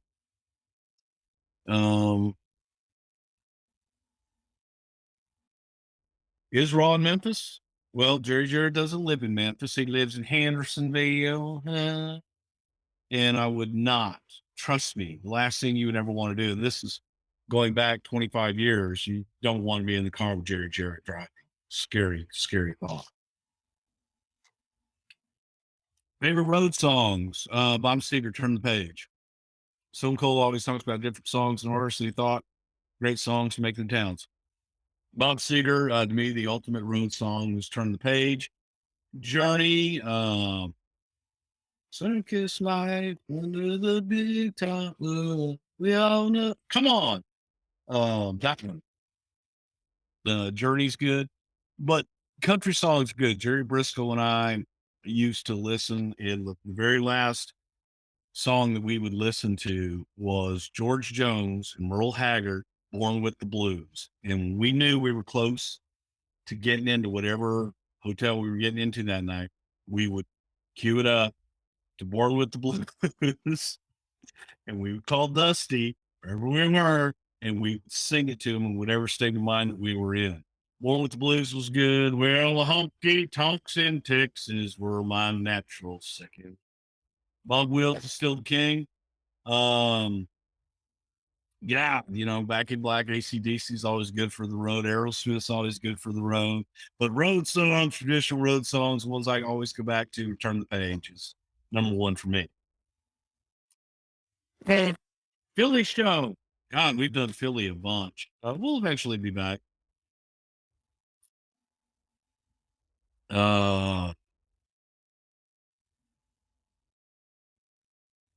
Donald, I haven't seen the Gallows and Anderson Box Club on the network. I got to look that up because I think they're entertaining motherfuckers.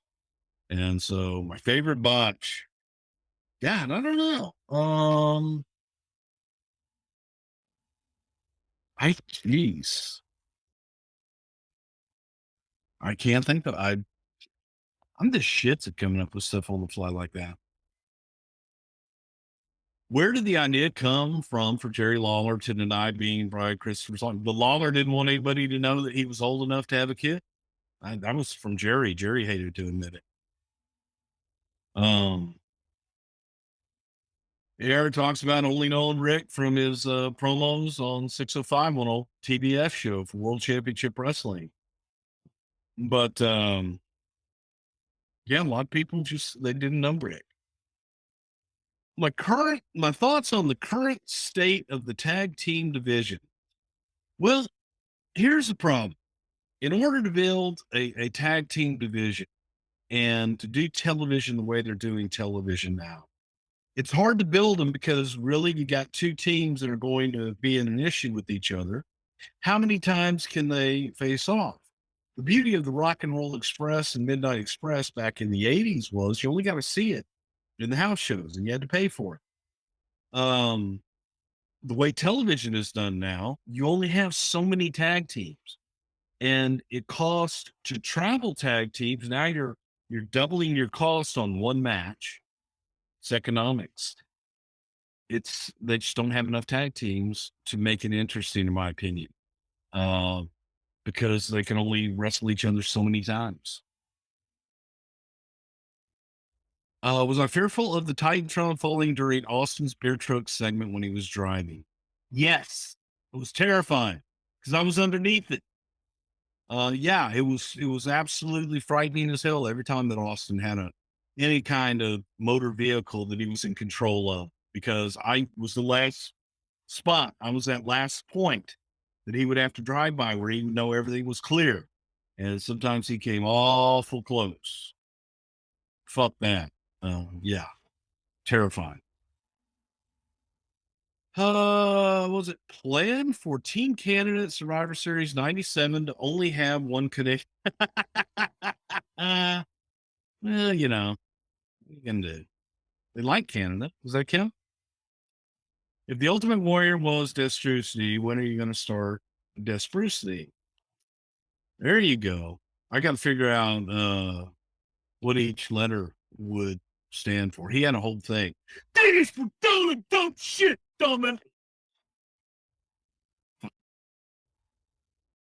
Any memories of Pierre and Peoria? Why can't I say Peoria? Peoria, Illinois. Big Al's baby. No, Peoria was another one of those markets, kind of like Bangor, Maine. The people go, ugh, Peoria. But you know what? It was a good town. I look at towns where we made money and where we drew. Peoria was one of those pretty good towns. Usually I'd be in and out. Peoria wasn't someplace we longed to stay over at. Do I think Lesnar being the champ and not being on TV's hurt the ratings? No, I don't. I really and truly don't. I think that it actually helps the attraction of Brock Lesnar. I like Brock as champion. I would like to have him on TV more. However, something to be said about not seeing your champion all the time. And they do that with Brock. I don't think it's a bad thing. I really and truly don't. I think that a lot of guys are overexposed. So, Travis wants to know how far in advance you guys booked Benoit to win the 2004 Rumble. We'll tune in next week and we'll talk about it. Don't you hate that? You come on here to ask me questions and I say tune in. No, we talked about Chris being the guy, I don't know, maybe a month or two going into that. We had plans, Vince had an idea, really wanted to plan to make Benoit the guy and to give him that shot and try and change things over to a more wrestling style on top. Are you fucking kidding me? I'm reading John saying the website, it says still coming soon for Atlanta. Bastards. Well, I'm gonna kill somebody. I'm not gonna kill anybody because I like Michael, but I can tell you where to go. Bear with me, guys. I'm gonna actually look this up here. I'll tell you exactly where to go. It's the Punchline in Atlanta. Go to punchline.com and then look us up. It's February 2nd is the date, and tickets are available right now. So go to punchline.com, and the date is February 2nd, and our got to scroll down to get our tickets, but we are out. So there you go. I apologize for that. Oh boy. Why was Crush so bad at the wrestling and the promos? Yet he stuck around and was there an upside. Well, first of all, Crush was an excellent wrestler before he came in and became Demolition. Crush was one of those great moving, working big men that could do it all. And then he came in and he got into the mode of being the big guy in Demolition, not doing a lot, and he got stuck in that mode. The other problem was when he was turned babyface, was going to be Kona Crush. I think that was too many people trying to tell him how to be a babyface and what he should do and what he shouldn't do. Don't sell, don't do this, don't do that. Here's how you do your promos. And his head just got fucked up. but I always thought he had talent, and unfortunately, it didn't translate.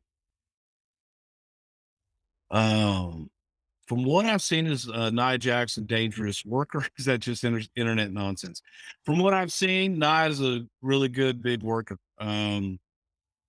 Look, everybody's going to slip up and nail somebody sometimes, but from what I've seen, I think she's a good monster heel. Are there any wrestlers on the current roster deemed as too dangerous? I'm not around them a lot, so that's not fair really to say. I watch what they have on television and I watch some of the guys. There's some things I would never do. But look at it.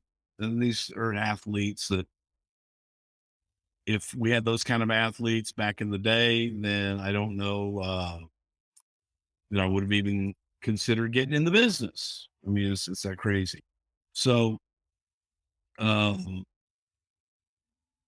yeah, boy, some guys just don't know what they're doing, but that's a whole different thing. Okay, so Brian is explaining, supposedly the WWF stars who were there were making fun of the football team, who were actually at the time pretty good. Well, supposedly the football team heard they were making fun of them, and some of the teams supposedly flattened a lot of WWF stars' car tires. Some matches there were Lex versus Tuck and Head Shrinkers versus Jacob and Eli Blue. I just heard of the story. No, never heard anything like that, but who's to say? No, I don't know. If you could have turned Hulk heel while in WWF, what kind of attire would you put him in? Certainly not the old red and yellow. No, I'd put him in yellow and red. See how I did that? No, actually it was yellow and red, and I would have put him in red and yellow, reverse. And that's actually true. I really could have. I would love to have seen Hulk as a heel in WWE before he actually came in with the NWO. Years later, I thought it would have been. Vince didn't want it. Any stories about doing the Vader Jake Roberts match for Boy Meets World? Yeah, it just took forever because you had guys that were doing film, shooting scenes, and the whole thing got to a point where Vader had to take a bump on the outside, and the kids would come down to the ring and get the advice from Vader or talk to him, whatever. So they had to do that spot. They would come down, they would shoot that, and then Jake and Vader would get back in the ring. They would come back and tell me, okay, we need to do it again. So I would give them the cue to go do it again. And they had to do it again. So it just took forever and made the night really, really long. But Shawn Michaels was pissed off because he was in the last match. And, all you guys doing your Hollywood shit and goddamn trying to have a wrestling show in the middle of a fucking TV show. Well, shit happens. Any chance Kenny Omega comes to WWE, or is he AEW bound? I have no idea. I really don't. I don't know if I would bet from everything I've heard that neither side really knows for sure where Kenny's going at this point. Just whatever. So who knows? My thoughts when you first met Randy Orton. Did he remind me of Cowboy Bob? No, he didn't remind me anything of Cowboy Bob, except in his work. Randy is one of those naturals in the ring. He was, coming to work for us, told me he had to finish school first. And Bob, we did that, but Randy came in pretty young and looked like he had been in the ring his whole life. So I just always a big fan of Randy Orton's in ring work. Incredible. Do I wish I had the early years of Road Warriors right for him? No, because I don't know that they would have gotten over the way they did. The way they got over was going out and destroying people on TV and destroying everybody they worked with. In the WWF, that wouldn't have worked at the time. The way that and no one did that. Even when they debuted in Atlanta, nobody did that. So they were different. They were unique. I don't know if I would have put that much effort into the green team. So hats off to Ole Anderson and all those guys that had confidence in him, and Joe and Mike. were able to parlay that into a hell of a career, and they learned to work and they got good, know their gimmick. So I don't know that I would have booked him the same way. So I don't know that would have gotten over. Best or worst travel partners. Were you driving or were you comfortable with letting someone else drive? Um, Jerry Briscoe and I travel an awful lot together. Jerry Briscoe is probably my favorite traveling partner. And then Pat and Vince behind that. In my Mid-South days, Ted DiBiase and I always traveled together and also traveled a lot with Jim Ross back in the day. Enjoyed them. Worst. Jerry Jarrett traveled with us for about 3 TVs maybe before it was like, can't do it. Cannot do it. Got rid of him quick. Um, let's see, more worst. I enjoyed it. It's easier to do the best ones because if they were bad, you just cut bait and moved on to somebody else. So it didn't really have that many bad ones. Russo was brutal sometimes because he didn't like to party, didn't really do anything. And so it was you were answering questions all the time. I like to have a good time, especially after the show. I like to wind down. There were any accidents regarding the pyro? Oh, hell yeah. There was a time that Undertaker used to go out to the ring, stand on the corner and do this, and the other 3 corners would blast off pyro. And there were 2 times in particular that he went and did it in the corner. They had mistakenly put pyro in that corner, so it blew up in his face. There were, times things caught on fire and different stuff like that. But yeah, it was crazy. But Gino Hernandez story. God, early 80s, going to high school gyms and wrestling spot shows, and Gino walking in with $300 bottles of champagne. Now you think about that. 1982, paying $300 for a bottle of champagne and just dumping ice in a sink in a high school gymnasium locker room and putting it on ice at the end, popping it and just drinking $300 champagne. I don't know that I would have known the difference between $3 champagne and $300 champagne, but I thought that was pretty cool. What did I think of Holt's Mean Gene tribute on last week's Raw? Thought it was the right thing to do. And I thought that, first of all, I cried like a pussy. Gene was friend, Hulk's friend, and it was, you just feel it. And I thought that the promo was excellent. And Mean Gene especially will loved it. So you have to put yourself over there and think, how would the one that we've lost, how would they have felt about it? I thought he did a great job. Really did. Who do I think is better technically, Owen or Benoit? They're different. Benoit was more intense. I think Owen was a better worker all around. Mania 17 Battle Royal here in Bobby. The clown is down. The clown is down comes from Rene Goulet with Doink, and Doink used to go up in the crowd when he first started, before we knew that he was even a wrestler. This clown would be in the crowd. And at one point, kids all jumped him. It was clown, woo, they're all over him, and he fell down the stairs. Rene Goulet, who is French Canadian, was with Doink at the time, and he had a walkie-talkie. He's going, "The clown is down! The clown is down!" So that's kind of favorite surgery memory. Goldberg's dive through the ropes, and Vince's double quad tear. Fucking brutal. We didn't know what the hell had happened. And Vince tore his quad on the way out, the first one, and nobody knew what happened. And he walked back. So then on the way back, once he got back, he tore the second one, and then they had to help him. But it was crazy, absolutely crazy. I'm that who. What up, dog? What was favorite year creative wise during your time in WWE? Wow. Probably 2004, 2005 with Eddie Guerrero. There were a lot of, I just had so much fun with Eddie Guerrero, creating with him and coming up with some different stuff because you could give Eddie anything, he would make it work. He had storylines that were scrapped at the last minute, too risque.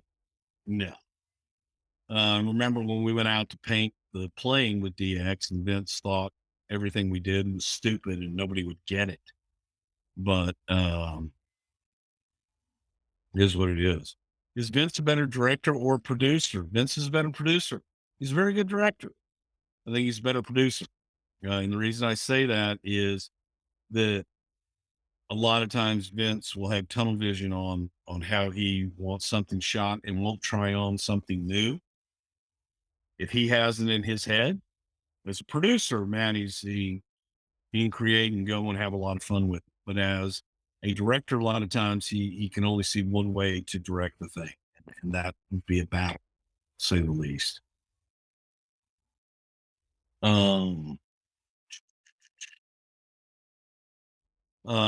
Everything's kind of the same on the family struggles, but my brother is breathing on his own. Who's sick and he's in Albuquerque now in a hospital in Albuquerque. He's breathing on his own. They've started some physical therapy with him, but he's got a long way to go, man. There's still some challenges, so it is what it is. Who would I choose as Undertaker's WrestleMania opponent? God, I I don't know. Uh, and I never thought I would say this. I almost wonder if you brought Sting back for one off and you do that. Because I don't know on the current roster who that guy would be, who needs that rub or what would be that attraction with Taker. And the fact that it never happened and the fact that people still talk about it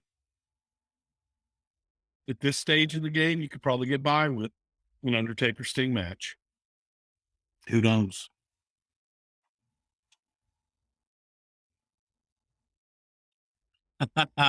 Eric wants to know what did Russo do to piss AJ Styles off so much to make him swear. They were just arguing over creative, and AJ Russo was bullheaded at times and wasn't listening to AJ from what I understand. And AJ swatted the coffee out of his hand and cursed.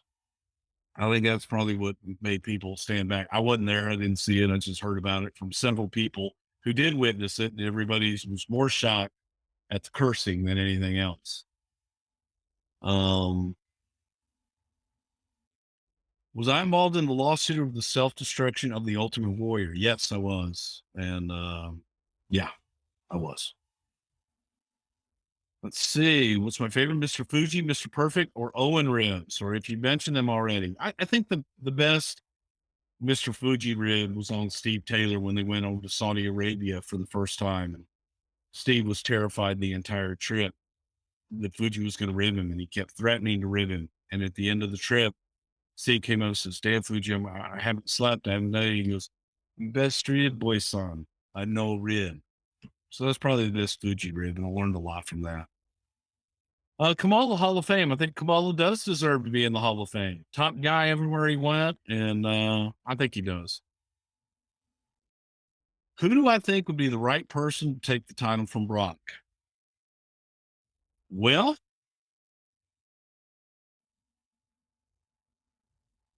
think for Brock, you would need to make, you're really going to need to make somebody. And to have a guy like AJ Styles make the jump over to Raw would be a big deal. And I think I would believe it. I love the matches with AJ and Brock. I remember texting with AJ about an hour afterwards and telling him what a great job he did. And he goes, "Man, I'm going to feel this for weeks." And he did. But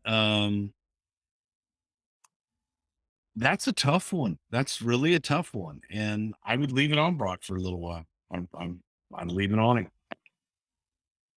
Demon Finn Balor, I love. Problem is, they don't want to do the Demon full time. I love the Demon, and I don't see enough of him. That's the guy that I liked. Finn Balor was a guy in a leather jacket to me. I love Finn, uh, especially his person, really good guy, big fan, and I love his work. Really like the Demon. What did Vince Shane members of the Spirit Squad think with DX dumped shit on him in 2006? Vince booked that shit. God damn it, pal. What do you think? It's your own deal. You get dumped in shit. It's all good. Samoa Joe versus Undertaker. That would be great. It really would be. And you know what? Here's one for you. I can see Joe beating Brock. There you go. I would love to see that. Joe would love that too. And Joe would get in there and fight his ass off. And that could be one of those holy shit moments, and then moving on to somebody else. It might have been Patterson calling Morocco snooker match, because Pat did do color back in the day.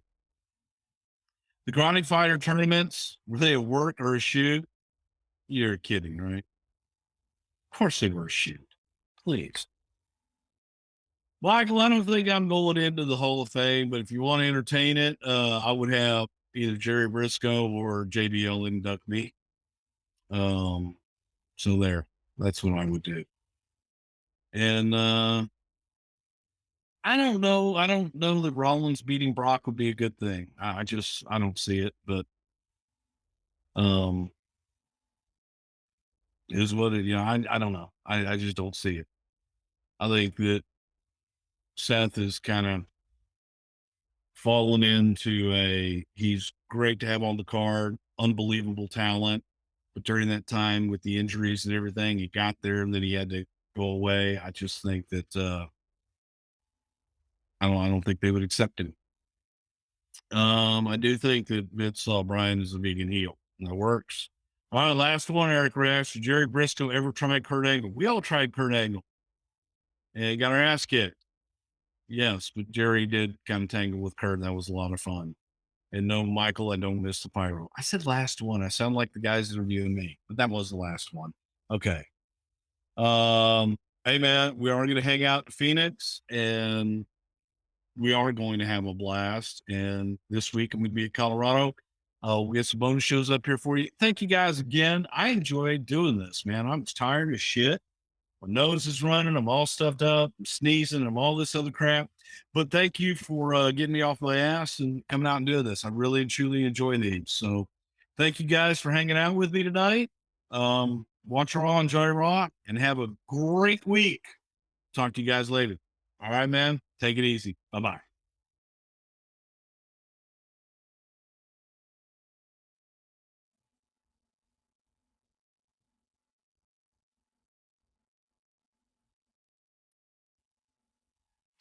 And let's turn all this stuff down here. Hey, everybody. How you doing? Welcome to Q&A. It's going to be fun. Thanks for listening to the hell time. I got to turn, hey, everybody down. So you guys don't hear all this shit one right after the other. So, all right. Here's what we're going to do. We'll do a little Q&A tonight. Ask me anything you want. We'll talk about whatever it is you want. But I want to talk about some things because starting tomorrow, new feature here on Patreon, and each and every day, kind of like if you ever follow me on Facebook, I used to do a daily Facebook thing. I'm going to start doing a daily Patreon thing. But what I'm going to do is we're going to go back in time. And so it'll be that day at some point in my career over the last 35, 40 years, whatever it may be. So just to give you a little taste, kind of show you some of the stuff that I used to do as kids. And this is just like one of those old notebook things that you would have in school. And this is actually from August 12th, 1977 to July 28th, 1978. Don't know if you can read that there or not, but that's the kid I was. I saved everything. And what I would do is I would go in and I would have, for example, what is this here? I have these little folders that would have the dates on them. And then you go in here, and I hope this is publishing now. Oh my God. There we are. Okay, cool. Anybody out there? Hello? Silva, if you're there, let me know. Say hi, somebody, so I know I'm not just doing this for whatever. Says publish now.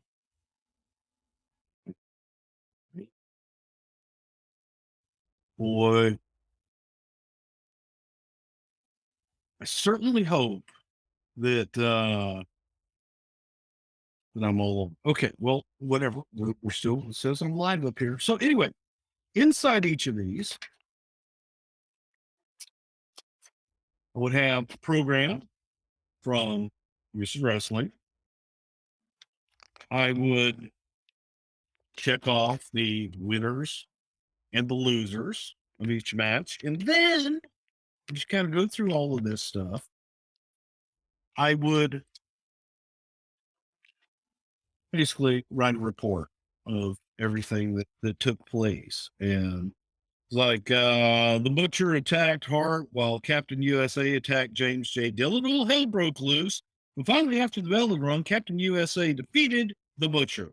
Now everyone was after everyone with the match that was scheduled against Captain USA and Abdullah the Butcher went on outside the ring. Dillon and Hart fought inside the ring. So I did all kind of stuff here. And let's see who this is. It says no caller ID. Hello. Hey, listen, I'm doing a live Q&A on Patreon right now, and I'm actually, you're live, so whatever you say will be heard. Would you like to say hello to everybody? Wait a minute. Let me put you on speaker so that everybody can hear. Hey, so would you like to say hello to everybody? No, you are definitely not getting paid for this, and you are live. And Efren from Phoenix has joined us live. He says, "Hi, buddy. See you Sunday." But oh gosh, I showed your phone number on here. Now everybody's going to be calling you. Just kidding. But John Layfield's on the line with us, folks. Say hi, John. Oh God. Okay. Well, you don't have any questions.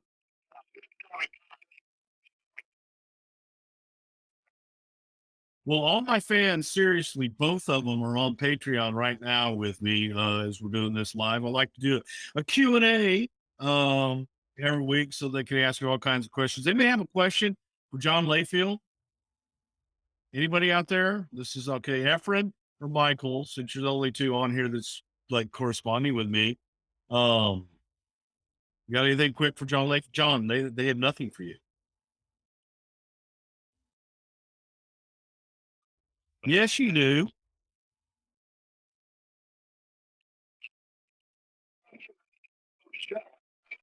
John, yeah. You scare me sometimes. Eric Rash would like to know, how does he get rich like you? Don't buy a boat.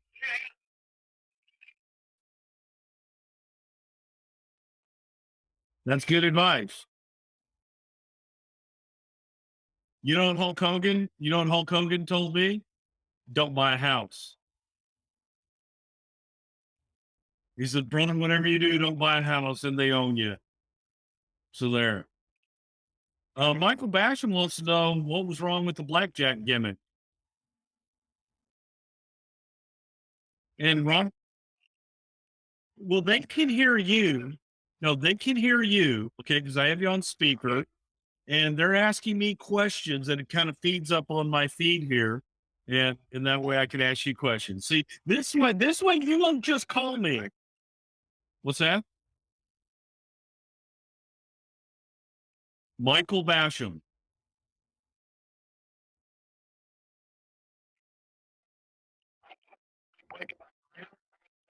Well, I got it, and it worked. You know, blame anybody other than that, but that guy, Prichard, really didn't like her. Like us. And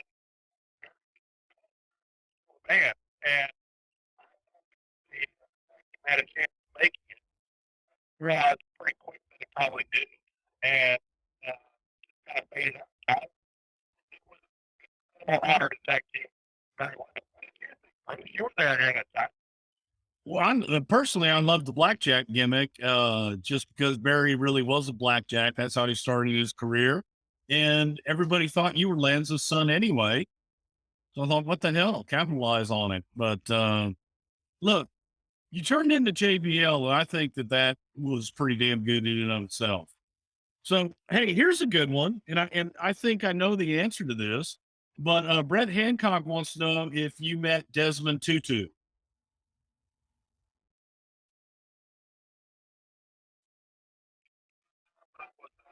Now that what's going on, you're not silent. Yeah. That was, start getting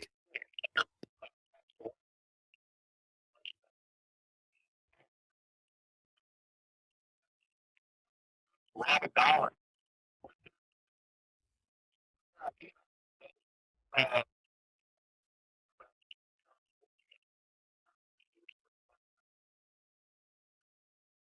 Well, that's pretty cool. I knew the answer to that. That's why I did it. For those of you just joining us, I started my Q&A here tonight. My phone rang. It said no caller ID, and the only person on this earth that does not want me to have their phone number is John Layfield. And so I knew it was him. That's actually his caller ID is no caller ID. That's how I know it's him. And then I know that's the problem. So, hey, Travis Babcock wants to know if you have any good drinking stories with me. No,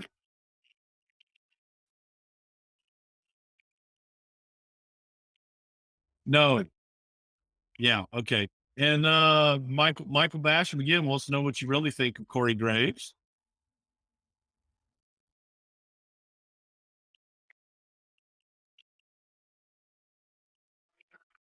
I mean,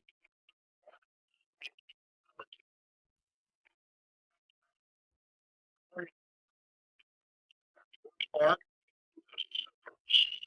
young man.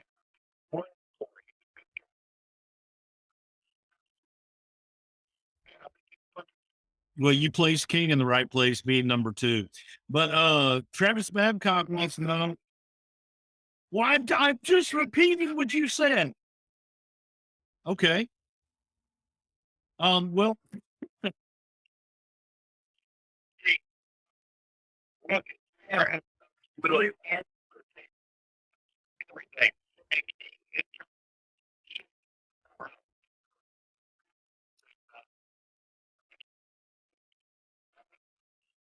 there you go. That's pretty much King's preparation for anything. Kind of like I prepare for this. Okay, Travis Babcock. This is another one I know you'll like. Huh? No, but isn't this fun? Okay, well, Travis wants to know, how did you like being paired with Dutch Mantel early in your career?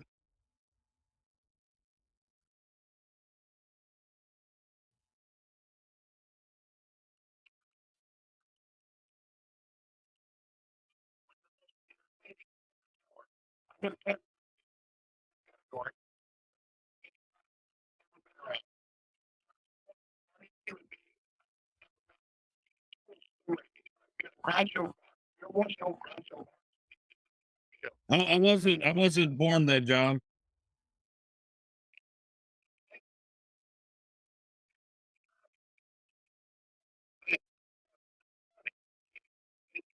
They're gonna kill you later. Later. Everybody. Like that.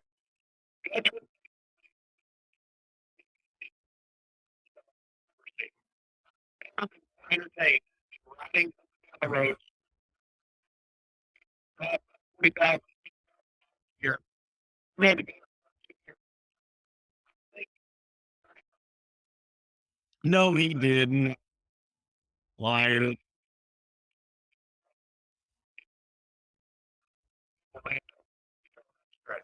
All right. Well, here's a good one from Grant. He wants to know whether you think you were a better wrestler or commentator.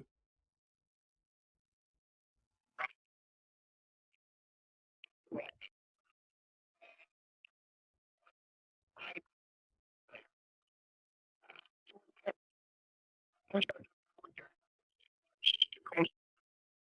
think to be later, but first, like, and again, you know, really kind of forward, but I was really only one people. Okay. Well, hang on. Somebody wants to retell the Teddy Long failing the DUI stop in Kentucky.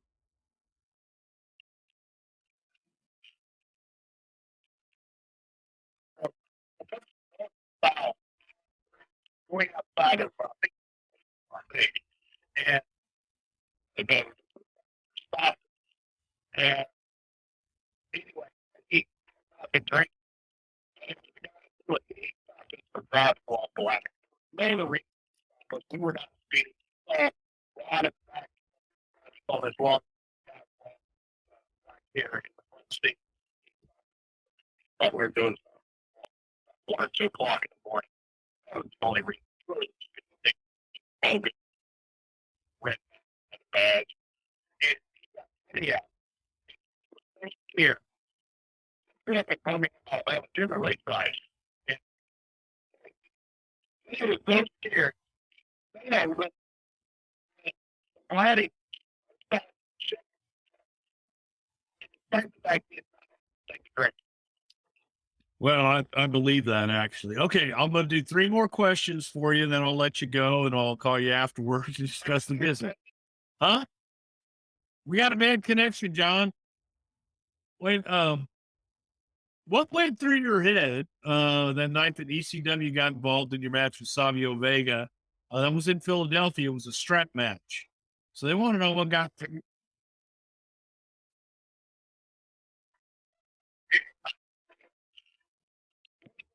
No idea what that. And I don't know about it.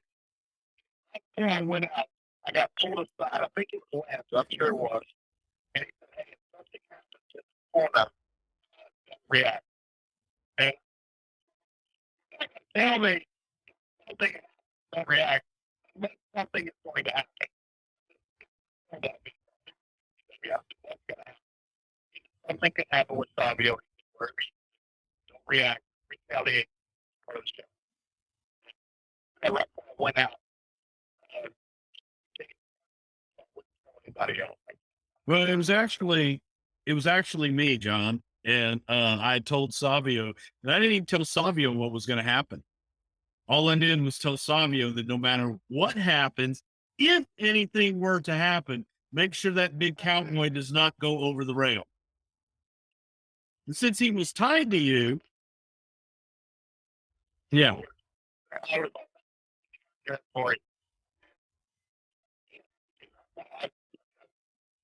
old. You're old. You were watching Groucho Marx when you were in college. So hey, I know you went. Well,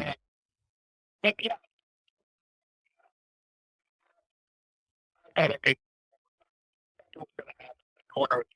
I don't know what was going to happen. I just know what's going to happen. I, whatever you want to say, whatever retaliate. The real one. And I got all the boys were at the grill position. Fight. yeah, yeah, it was a bad call on my part, not smart to take her up to that one. But and it happened. No, they weren't either. No. It was Dreamer and Sandman and Heyman.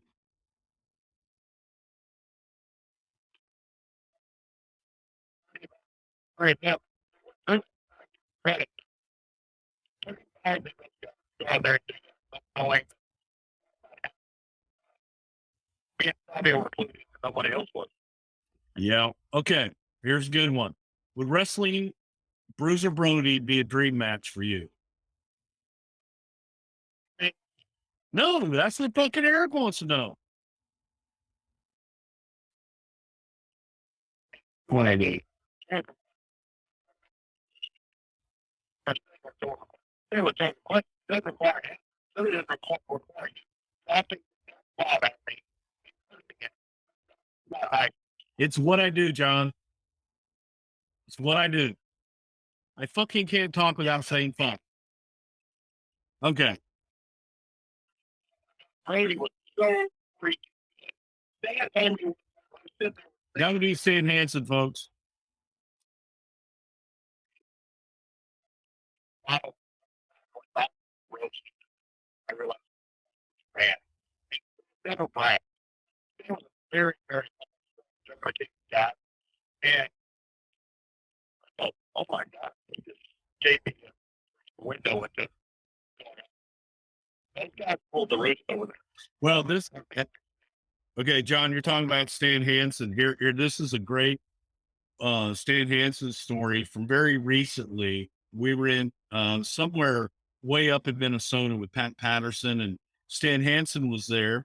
So Pat, thinking he's being a smartass, goes up to Stan and says, "Oh boy, Stan, you must be really hurting from all those injuries over the years, huh?"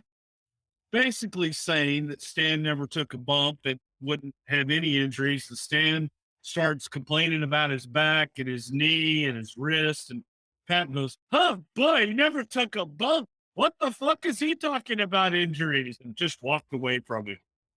And I'm laughing my ass off because Pat had promoted this whole thing before he went over and did it. And then Hansen started complaining about injuries. What the fuck? You never took a bump on a base. So it was good. Okay. All these JBL questions. This is my goddamn show. John Layfield versus Ron Simmons in an arm wrestling contest. Who wins?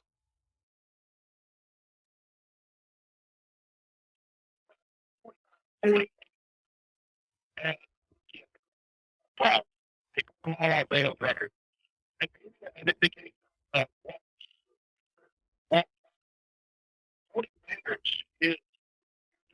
42 or 43. Grandma Robin, 48. Ron was Yeah, but back in high school, JR would have killed him. Okay, Travis Babcock wants to know whose idea was the JBL character. What was your first reaction to the idea?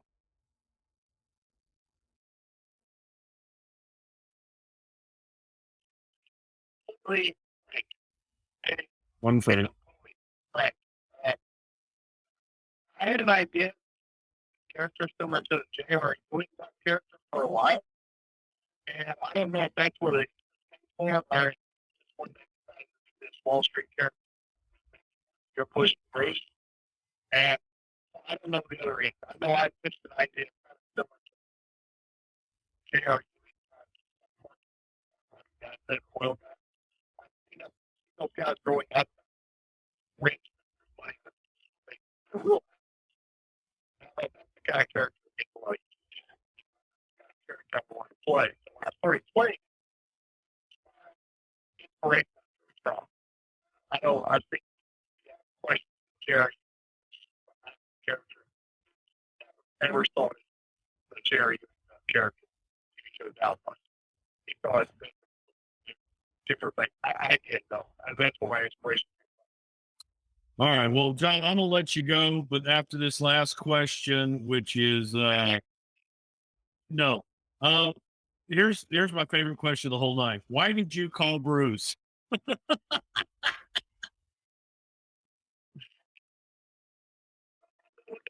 This is true. What do you want? You're not talking. That's pretty much the end of the conversation. Go play golf. And then you call me when you get home. Yeah. This is true. So, well, hey, John, it was great timing. Thank you for joining us here. Unless you want to just stay on here for the whole rest of the time, but then that would be cheating, keeping me. Okay, John, thanks for calling, buddy. I love you.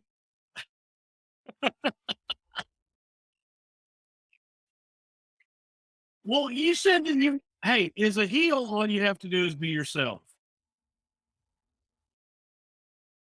No, that's wrong, man. That hurts inside where it counts. I mean, really. You might, I did because it got attacked. This son of a bitch. Okay, I had a heart attack. Didn't want to tell anybody at all. Told my wife, don't tell anybody anything at all. And John called, and John's, wife were brothers and all this stuff. So she shares with John that I had a heart attack. And the next thing I know, he is on Facebook or Twitter or whatever the hell that was. It says, "Oh my God, huge announcement. Bruce Prichard had a heart. I never knew." That was fucked up, man. That wasn't funny.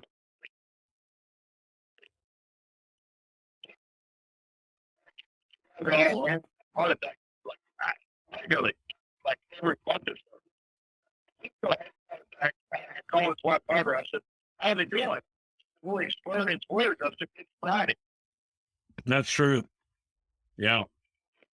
That part's true. Yes, it is. Well, John, I love you. I'll holler at you when I finish up, and we'll let you go. Say goodbye on Patreon. All right. All right, dude. Bye. Okay. Well, I didn't play that, as you can tell. I was talking about something else where I was really interrupted.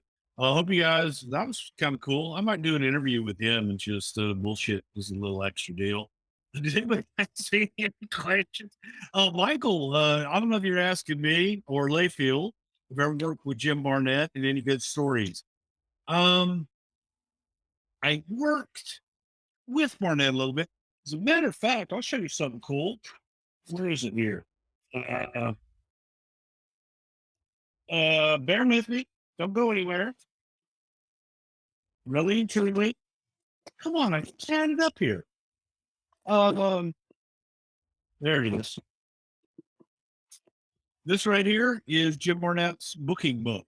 And that was, this is Gypsy's book that he kept when he was in the WWF. And I got it when he left, which I thought was kind of cool.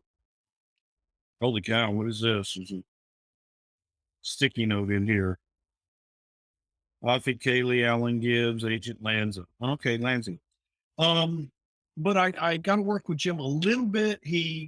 When I moved into Stanford is when Jim tried to commit suicide. I don't know if it was because I just moved in or what the hell it was. But nonetheless, I did get to be around Jim a little bit. My brother worked for him for quite a while in Atlanta. I was assigned to Jim Barnett the last years of his life. I would call Jim and I would just get his input on the product because Barnett was a wrestling genius. He was a promotion genius. He knew talent and he knew what worked. So I would call Jim after each of our television shows and I would just get his input. What talent was over? Who do you like? Who don't you like? What do you think we should do here? And I would spend hours on the phone with Jim Barnett each week, just kind of picking his brain. And he was an extremely intelligent man, lover of the arts. And he was a gay man that survived and prospered in one of the most powerful men ever in the wrestling business. And he didn't give a fuck. So I have so much respect for Barnett because he stood up, he succeeded in what they call a straight man's business and what have you, and prospered. And he was an absolute genius. He was a lot of fun to be around. Oh my boy, Jim Z. But so I was talking about what I'm going to be doing and go through all this shit. And was showing you all these old things from like, this was 1977. I got them all the way back to 1974, where I would write everything down. Yeah. Hey, I mean, it is what it is. I love wrestling, and it's what I wanted to do. Hi, Brandy. And is it true that Brock Lesnar couldn't defeat Kane in arm wrestling? Kane's a strong son of a bitch. Kane was the only one. There was this dumbbell, the impossible dumbbell that only 5 people in the world could lift, and all this shit. Mark Henry was one of them. Well, Mark brought the dumbbell one time to TV, and everybody comes, everybody's trying to lift it, trying to lift it with one hand, trying to lift it with 2 hands. Kane walks up and picked it up and curled it. It was the craziest thing I'd ever seen in my life. It was almost like a gag, a rib, because everybody's going up and it's like it's cemented to the ground. Kane just walks up, puts it down. Kane's a strong son of a bitch. And I'll give you another one. Jim Barnett, going back to Barnett. John Cena was working the rap gimmick as a heel.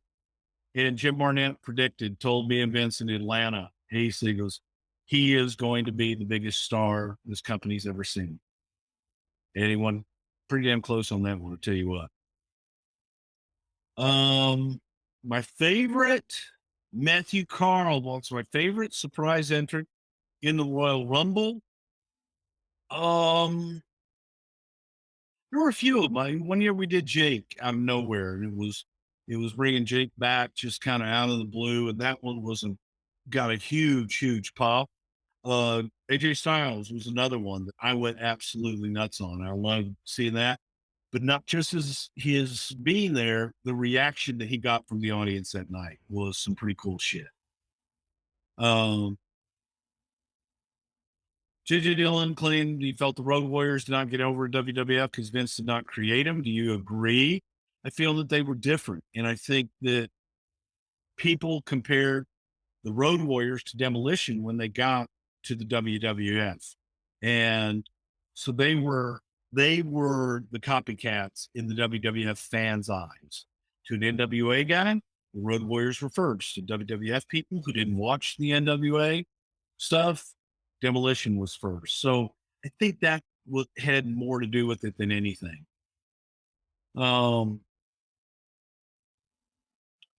Was there ever a vehicle proposed for Austin to drive to the ring that was scrapped? God damn, we drove just about everything you could drive. And also on that 4-wheeler was a scary proposition. So what was what it was. Frankie DuPont, Bruce's favorite angle or match or show for Paul Bosch. Well, I'll tell you my favorite finish was Nick Bockwinkel versus the Junkyard Dog. And for this particular match, Bockwinkel brought his manager, Bobby Heenan, to manage him during the match. And Bockwinkel covered Dog, or I beg your pardon, Dog covered Bockwinkel.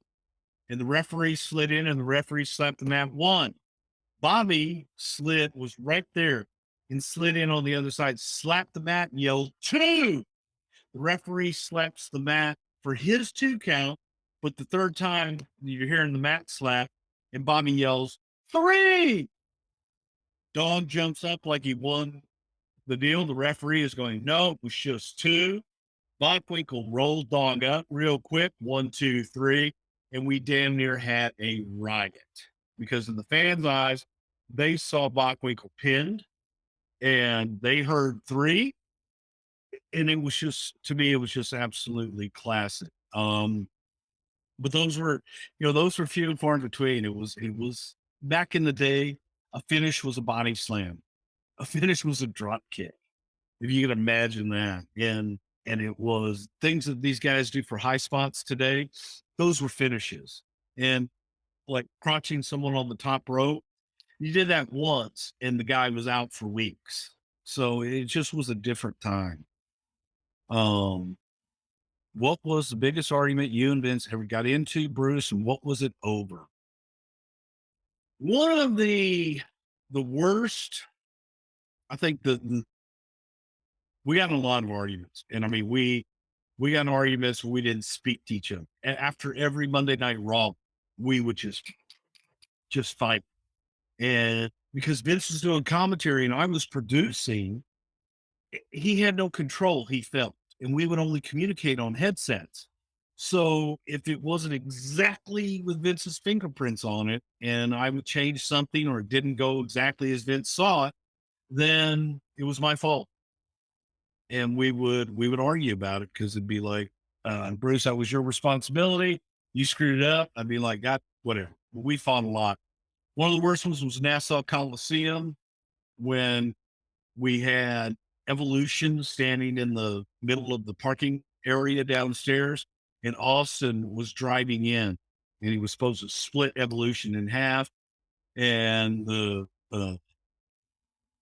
safety guy, the stunt guy, had, for some reason, we rehearsed it. I'd rehearsed it like 10 times without him. And Austin had it timed to a T. Evolution had it timed to a T. It was absolutely perfect. But for some reason, he put down soap so that the tires could spin.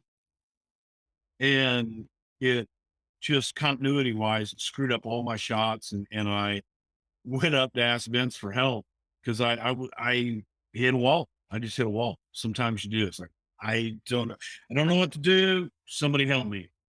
And we got in the damnedest shouting match. Before the shot, he put me up against the truck and told me, calm down, God damn it. But we got through it. And then as soon as we got through it, and I almost killed my audio guy, Abu, and my cameraman, it was an ugly scene. We got in another fight. So that was one of the worst. The Goldberg thing in San Diego was another pretty good one, but it was what there was. Let's see. Michael, been talking about getting hired in the WWF and saying I'm one move to Stanford. How come no one wants to move there? Well, first of all, I'm from Texas. I lived in Texas my whole life, and I didn't know where Stanford was, but the Northeast, it's cold, and the people had a reputation for being rude. So it was new. It was unknown. I didn't know, but it's expensive as hell to live in Stanford, Connecticut. Plus, now you're always there, so you're always on call, and that can be a little brutal being that close to the office. But that's why, more than anything, it's new and it's in vogue to say I don't want to move to Stanford. Hey, Michael, looking forward to meeting you in Cleveland. So that's going to be good. We will be there. Go to brucepritchard.com for tickets if you haven't already got yours. And I'll be in San Diego this Saturday and Phoenix on Sundays. Come on out and see us. Michael Bash, I'm not a dirt sheet reader, as I like to watch WWE TV without rumors clouding my enjoyment. With this in mind, are dirt sheets worth anything to the business? I don't think so. To me, they're worse than the National Enquirer ever used to be. To me, they're news of the world, totally just made up shit that might have an ounce of fact somewhere in there, like saying it was daytime. But I don't think that they do. I guess everything has its place, but I don't care for them. Hall of Fame picks for 19. Headliner, tag team, 2 mid-carders, a woman, and a minority. Wow. I'm thinking Undertaker. I really am, because it's New York. It's special. I don't think it'll be The Rock yet, but I could see Undertaker being a huge draw. I just did this the other day with somebody, and Undertaker was my pick then. But I was trying to think of so many guys that are out there. I think Layfield would be another one. He doesn't even know what Patreon is, so he won't hear this. But I think that they would be 2 pretty good headliners to be a part of that class. Love to see Demolition. That ain't going to happen. As far as females go, I don't know. I don't know. Molly Holly would be good. She's sure as hell deserving just on her work ethic alone. Who knows? Do I watch the current Impact product and opinions of it? I don't, because I don't get that channel. I haven't been able to find it. I watch it. Yeah. And frankly, I thought that Impact with a lot of the stuff they were doing, different, unique. I kind of liked going to Mexico, the different places that they've gone. But at the same time, unfortunately, if you watch Impact, you watch MLW, and a lot of it is just a lot of crossover and a feeling of same. So I think they need to find an identity. They need to secure some talent just for them, and then see what happens. But I do watch it. It's not terrible. It's something different. It's an alternative if you want to watch it. Um, Travis wants to know: did guys ever have trouble traveling from town to town in the winter months, or get stranded somewhere and have to cancel the show? Yes, it was brutal in the Northeast. So the trend, the booking trend that we tried to follow, then from December, really November, December until about March, book south. You got the entire south half of the United States. Go then. Book the Northeast, book Minnesota and Calgary in the summer, for God's sakes. Yeah, we had a few, man. We had a show in Baltimore that was a SmackDown that got canceled due to snow, and we ended up being stranded in an emergency situation, the whole state of emergency for like 4 days in Baltimore. It was brutal. But there's been a few of those. There was another time that we got stuck in Milwaukee one time, and then everybody else got stuck in Bethlehem, Pennsylvania. And in again, state emergency, Vince decided we're going to drive home. And it was me, Vince, and Jim Ross in a Lincoln heading to Sanford, by God. And we made it. We made it. Got pulled over twice. What are you doing on the road? Oh, hey, Mr. McMahon. And we kept right on going. Okay. John wants me to comment on this bar wrestling with no ring gimmick. And I don't know anything about it. I haven't seen it. I've heard about it, but I don't know anything about it. It should be interesting. However, for a fan that wants to go watch professional wrestling, I don't know how they're going to do that, but it should be interesting to say the least. I might make it to one of those shows in Atlanta. I'll be there. We're doing a show Saturday, February 1st, the day before the Super Bowl in Atlanta. So we may be there. Dave wants some sportatorium stories. Hotter than hell in the summer, man. No air conditioning. Rats, I kid you not, the size of dogs. And when I say, I mean rats, like this big, huge. We thought it was a dog. And we're looking in the back and they're showing me around. First time I went to the sportatorium, I was like, oh man, there's a dog back there. Hey, come here. They go, gets closer, you look, and it's a rat I've never seen in my life. New York sewers. It was scary. That's my sportatoriums. But it was still a classic. You had to work there. It was pretty cool to work.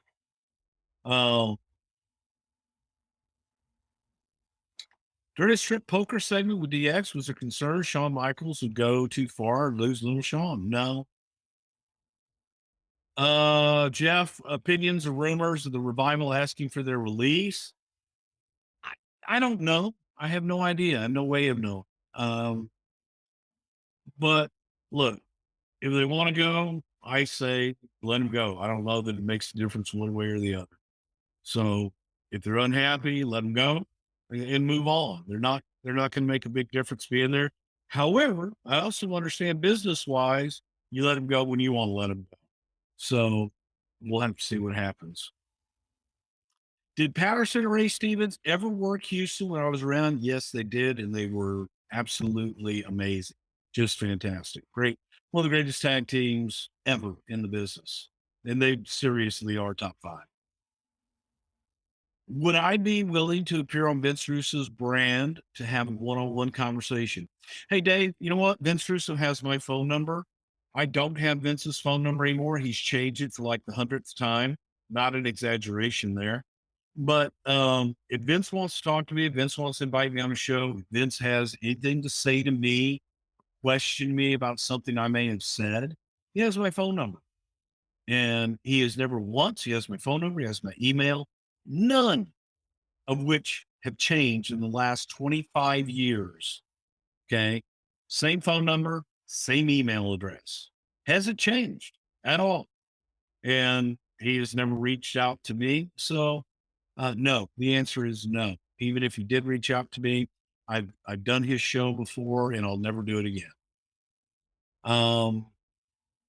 Who made your ring? Was IW Marks Jewelers? Yes, it was. That's funny. He just texted me a brother-in-law of one of those things called a GIF. He just texted me one of those right before I went on the air. If Conrad and I had an argument so intense or recording, he had to stop to cool off. Yeah, Conrad got mad and just got mad and hung out, but that's his problem. Yeah, definitely. Definitely. We're friends. We love each other. It's good. They do that. Frank DuPont, did I produce Mr. Perfect's babyface turn on prime time? Yes. That was when Warrior and Bulldog were gone. We needed a change. That was something. Yeah, Vince and I did that. How would you fix the current WWE product? I don't know if there's anything wrong with the current WWE product. I think if there was anything to fix, and this won't happen as long as there's money involved, I think 3 hours is too long for Raw. Change it to 2 hours. In a perfect world, man, I'd have it an hour. But same time, 2 hours is what everybody's used to do. I just think 3 hours is too long. That comes from the guy that does 3 and 4 hour podcasts. So what do you know? No, you're not gonna get it in that. Yes, I can do. I don't just do things the same when you're gonna do something from the big cat or in there.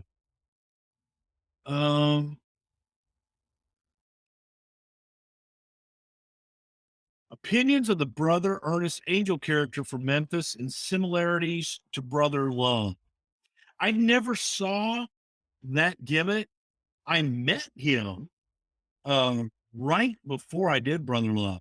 Really super nice guy. I met him in Alabama, but I never saw what he did until about 6 months after I did Brother Love. I never saw him do the gimmick. I thought he was great. I thought he was tremendous. And he probably would have been had Vince not gone with me to do Brother Love. And I just was flat out denying. And I'd done my research at the time. He probably would have been a great guy to do the Brother Love gimmick.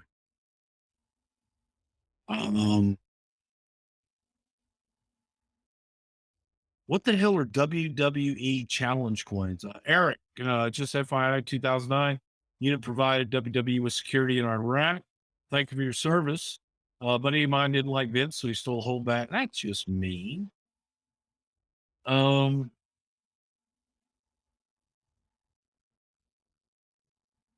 Okay. Brent, I have a hard time seeing the Duke of Dorchester, Pete Doherty, being Vince's favorite wrestling commentator. Am I wrong, or did he just get brought over from the WWF after Vince took over? Vince liked Pete a lot. He thought he was a very entertaining guy. Pete wore a lot of hats, and he was one of those guys you wanted to do things for. So Vince liked him as a character, wanted to try him out as a color commentator, and thought he sucked. But loves Pete, and I love Pete too. He's a very good guy, nice character. Overall opinion of the Revival, I think they're great. I saw them at an NXT show here in Houston, and very impressive. I told them, thought they were great. No, I don't want to call it Coney or Conrad. I don't want to call it Conrad or Tony and give him shit. Why would I want to give him shit? I've been talking to him all day long. Favorite things to watch on the WWE network. I like the specials. I like the documentaries. The 365 days and shit that did with Kevin Owens and AJ. And I love that kind of stuff. I love the behind the scenes things that they do that dig into a character deeper than the human being. I don't think anybody can touch him that kind of production. Heyman will not go in the Hall of Fame this year. However, Heyman will definitely be in the Hall of Fame. Is NXT what WWE will look like when Vince passes and Triple H takes over? I doubt it. I think what makes NXT feel better and different is because it is different.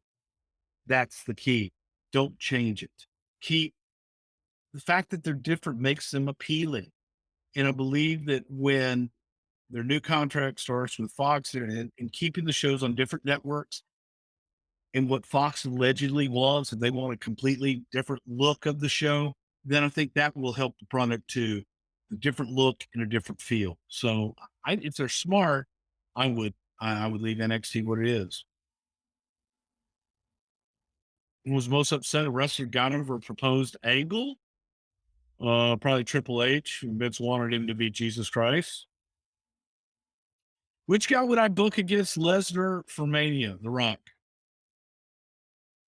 That would, I don't know. It would draw money. It would definitely draw money. Right now, man, I I don't know. I sit there and I wonder. Um, I'm a big Drew Galloway fan. I'm becoming just his biggest supporter at this point. But I don't know that he and Lesnar would draw anything. Wouldn't mean anything. Heel. Mike once noted Briscoe and Patterson enjoyed being stooges. Loved it. I think it was a revival of their career. And the fact that they probably didn't understand it all the way made it even funnier, but yet they got it. So, what did I, okay, goddamn, Matthew, is it called a gift? The fuck's it called? One of the things that they go, do. Y'all gonna make a gift out of it. I don't, you know those things. I have it on my phone. Uh, who would Jim Cornette pitch to be top tag team in 2019?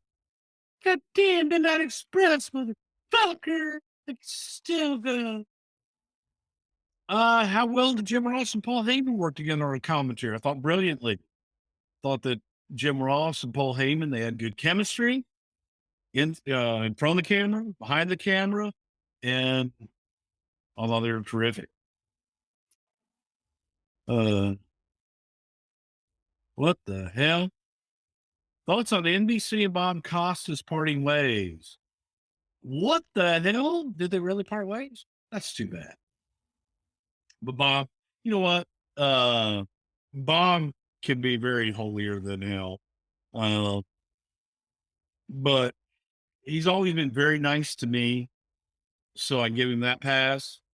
But sometimes that baseball are the only true athletes in the world, and the Olympics are the only true sporting event in the world. Gets a little like, you know what? Fuck you if you're a fan of something else. Yeah, he did have a little holier too. But Bob was a very nice guy, always nice to me, and nothing but a gentleman. Was Bundy a nice guy in your time? Met him at Wrestle Cake. You know what? Chris has always been super nice to me. He's just a big old teddy bear. Well, I'm sorry, he was an asshole. Yes, Free Lad did tell Buddy, you're stealing money every time you cash your paycheck. Bundy, you're stealing money. Okay, Frankie DuPont, advice you give to someone on the indies that would help them stand out when everyone else doing 5 dives. No storytelling, find it hard to be that memorable when you have idiots doing spectacular bumps. Well, sometimes by doing the opposite, you will stand out. You know that guy that everything he did was solid, looked like it really hurt? That one guy, everything he did was real. I don't think that he was fake at all. Be that guy. Be the guy that no one can see through. Be the guy that people believe. And it may be a slower process, but it's a better process because when they believe, you'll. Do I listen to any other wrestling podcasts? Just discover Jim Ross's? I don't. I don't have time to. I just don't. Don't have time. Me in between trying to watch all this stuff. Raw's on right now. And do everything else, and I still don't have time for everything I have to do. That to try and listen to somebody else, and I don't want to form opinions either. I don't want to hear what other people are saying, so that I can never be accused. Oh, you stole this or you stole that. Now I can honestly say I'm not listening when people say to me about comments other people made about me. I don't care. It's their prerogative. Awesome. more power to you. But I don't listen to it. And I know that when people tell others about things I allegedly said or did, I know that the person who's reacting, they didn't listen to the whole show. They didn't listen to what I really said. They listened to what someone paraphrased. So that's probably the main reason I don't, other than time. Uh, well, Travis, of everything Austin drove, my favorite was probably the Zamboni, even though it almost killed me. That was a good one. The Zamboni and the beer truck, really two of my favorites. Okay, some people say it's Jif, like the peanut butter, but it's a G. It's a hard G. So it's not, it should be GIF. I'm going GIF. And they'll say, no, it's not like G. I don't.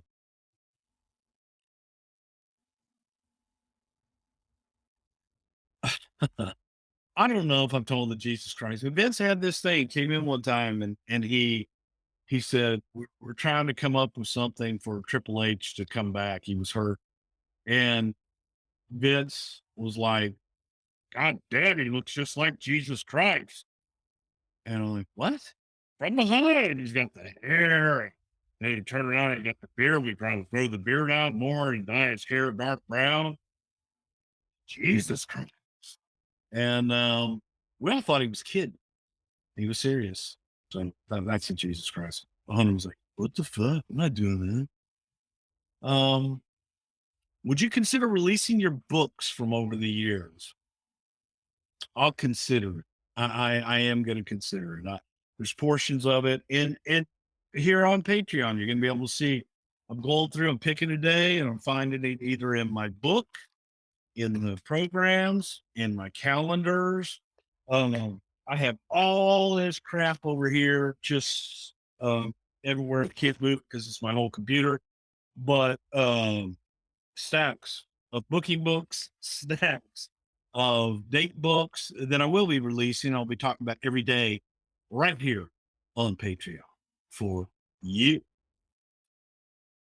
How would Gino Hernandez fit today's wrestling? Well, Brandy, I think that Gino probably a little long in the tooth, be it in today's wrestling, but I think his personality and over the top just character would have gotten him over in any era. Gino was just that good.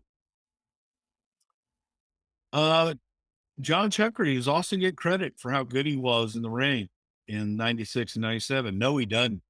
But to me, those were some of the best years of Steve Austin. People discount how great of a worker Steve was.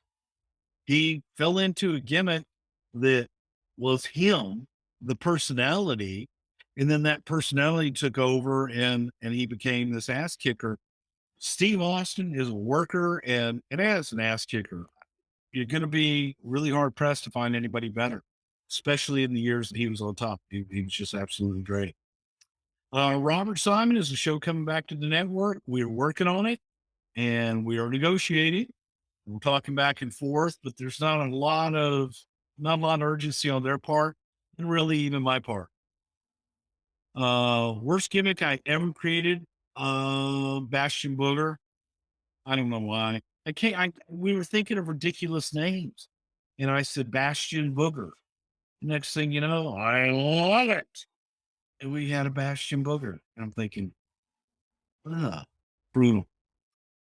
What's future hold for something to wrestle? Well, I hope we continue to keep doing what we're doing and entertaining some folks. It's funny. Somebody says, well, what are you going to talk about next? I've got 45 years in this business.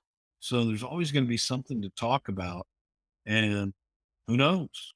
Who knows? More live shows. Maybe we'll have a TV deal down the road. Don't know.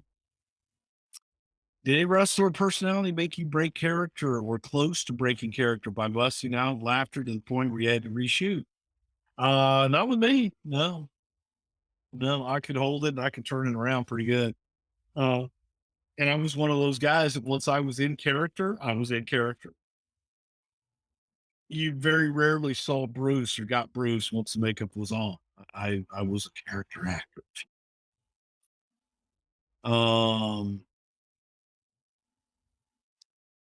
Wow. Matches to study for psychology. Go back I just talked about it with Eddie Guerrero and Chavo Guerrero from the Royal Rumble. Was it 2004? I think it was. Absolutely fantastic. Those type where, again, they didn't do a lot, but the psychology, you felt it, and you just have to feel. Biggest surprise of person leaving or jumping ship? Put Lex Luger and Randy Savage up there. Hogan wasn't a surprise. Why do I think no one hires Scott Hall for creative? Everyone says he has a great mind for the business. Scott does, but I don't think Scott has the discipline to sit down and think for everybody and think beyond what's in front of him. Scott's absolutely one of the most creative guys I've ever met, but I don't know. I've never worked with him in that atmosphere. And that atmosphere can be a little kabuki-ish at times. Who are winning the Royal Rumbles this weekend? I say it's a double with Charlotte and Becky, and I have no idea. I have no idea on the men at all. It's a toss-up. So, well, to that, I don't know. I don't know. I guess everybody's saying Seth Rollins. The fact that everybody's saying Seth Rollins maybe is why he shouldn't win. Hard G, give, not soft P, like Peter Pan. Damn, that's what I said. Give.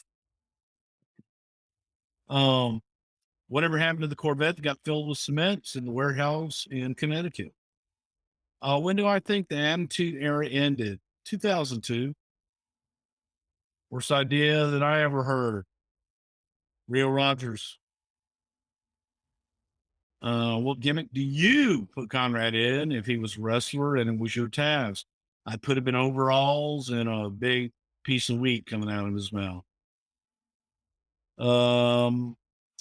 Favorite board game? Monopoly. Just bought my first Austin 316 shirt. Which current roster t-shirt will I be buying in 20 years' time? John Cena.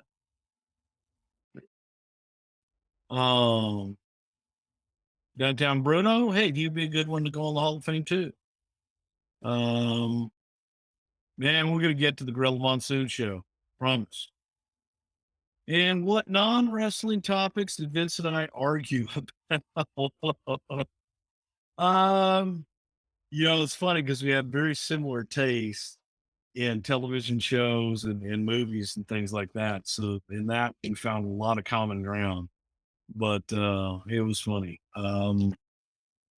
We didn't food. I like cheeseburgers. He likes fried chicken breast. Travis Babcock. Yes, I did produce the Big Boss Man Daddy's funeral segment. Sorry. Yes, I did. Shot it on a Sunday afternoon. There was a real funeral going on, not even 100 yards from us. Oh, well. Well, hey, guys, I appreciate you hanging with me here today. Check out, man, every day we're going to have something new. I'm going to go into the books and share them something with you each and every day. Let me know on here what you want more of, what you want less of, and we'll do it. This is fun for me, and I'm actually getting into rhythm, man, getting into a groove. And it's nice that I've been home to do these Q&As. So I love you guys. I appreciate you tuning in. If you're in San Diego this week, we're going to be there Saturday. Phoenix, we're coming to you on Sunday. And until next time, everybody have a great one. I'm going to kick back. All right, I'm going to watch Raw yet. I'm probably going to watch Celebrity Big Brother. See what the hell, how about that is. Thank you guys. I love you. And have a great one. I got to go over here and stop broadcast. Peace out.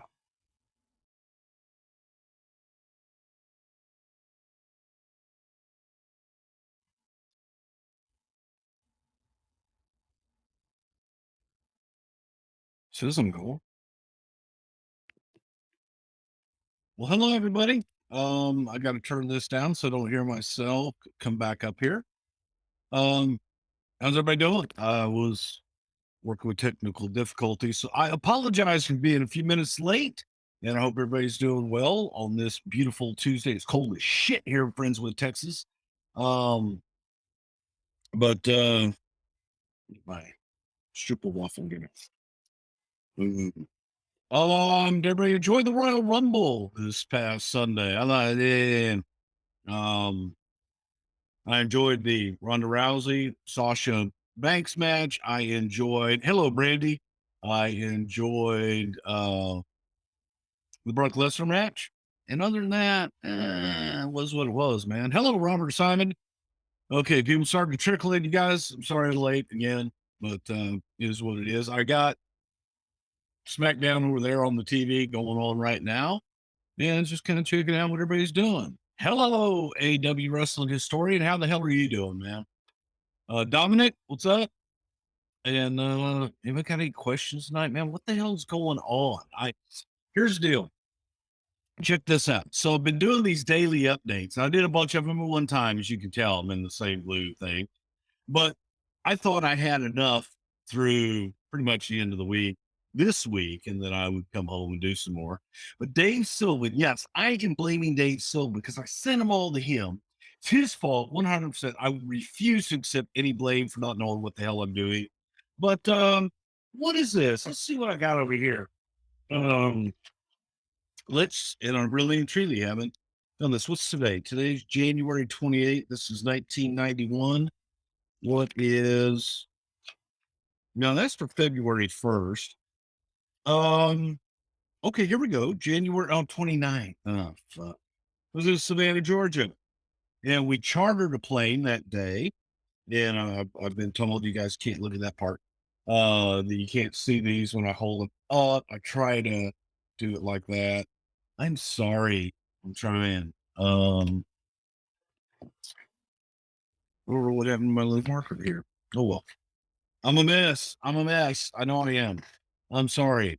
Efren, dude, check this out. Okay.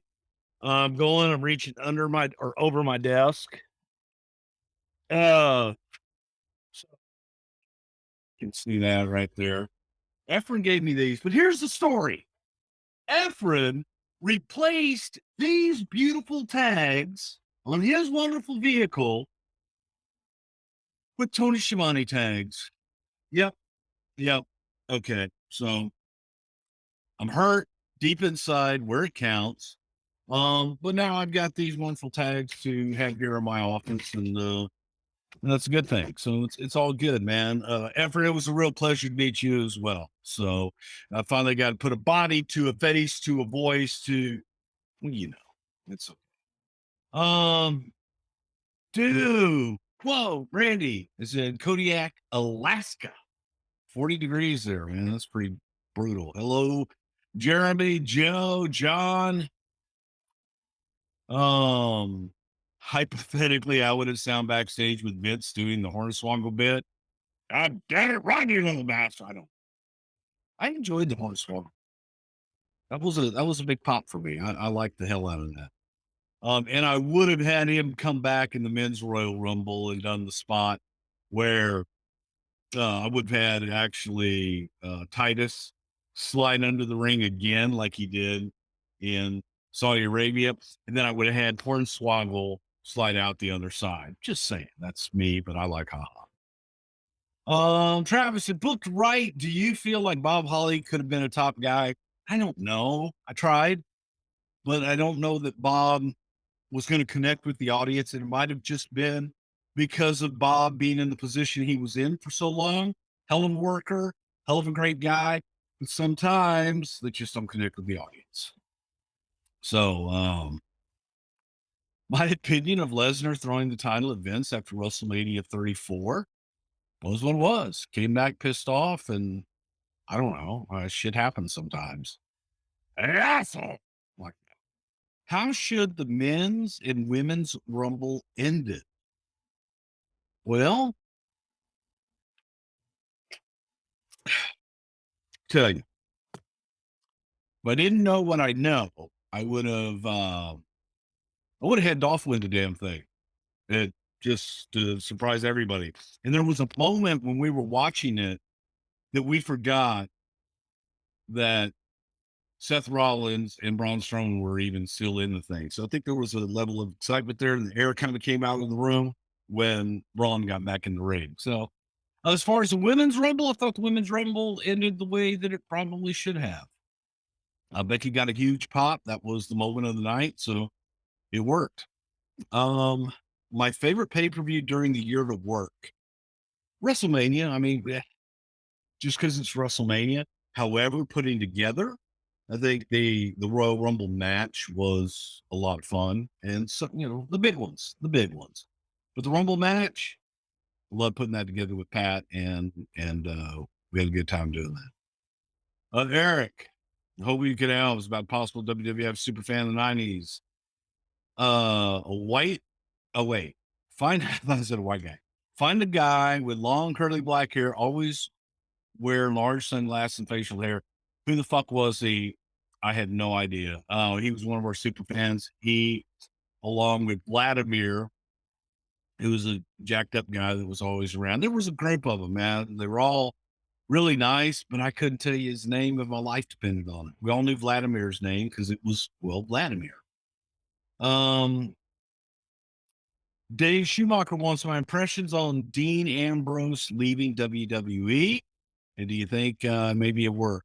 I don't know. If he's unhappy, he's unhappy. And the best thing to do sometimes is to leave, go make yourself important somewhere else, and maybe they'll bring you back and or you find a spot somewhere else that makes you happy and you thrive there. But doesn't surprise me, and I hope he does well. I hope that he finds what he's looking for, but I don't think it's going to hurt WWE at all. Would I ever sell the death mask of the French Angel? No, I wouldn't. And he's become a part of our family. When we lived in our last house, you used to come down the street. And when you came down the street, you would see my front door, and it's a big glass front door. And we would have a light, like kind of backlighting in the back of the house, and it would shine all the way through the house. And all you would see is a silhouette of Maurice coming down the street. So it was a pretty damn eerie look approaching my house back in the day. Now I'm hidden.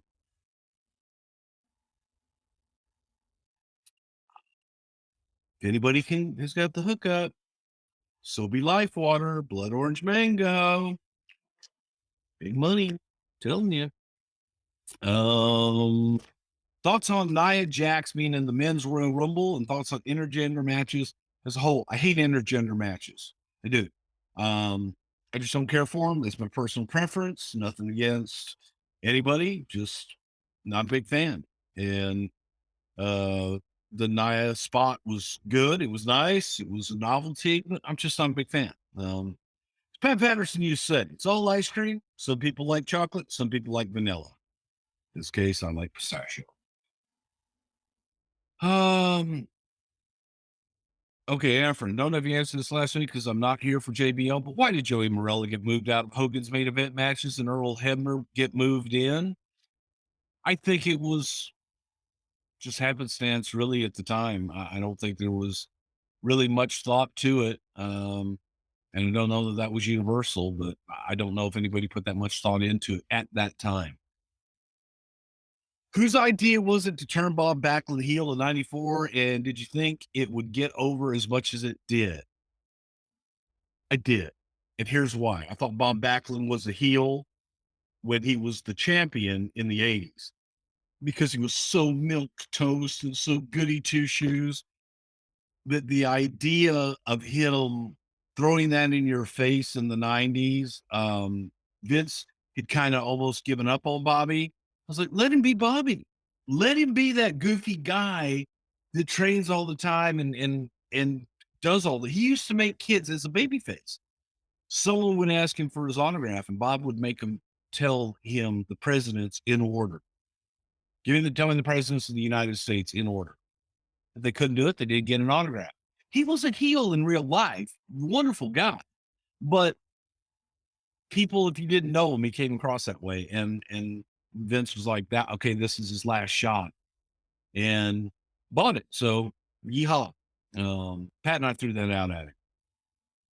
If Steve Austin won the Rumble in '97 and Hart won back the vacant WWF Championship, why not let the main event WrestleMania 13 for the title? I wasn't ready for it at that time. Weren't ready. Just Steve needed to percolate. Steve needed to build a little while longer. And Vince was looking for someone that was going to be that stalwart. That was a guy that we could definitely trust, that we knew was going to be there. And that's why Taker got the nod. Was I okay after a while? So okay with Nia Jax, the moves given to her by the men? Yeah, I guess. I'm just, again, not a fan. Chocolate vanilla. Brandy, you're the only girl, but you know what? In our live events, the female attendance is picking up. I'm digging it.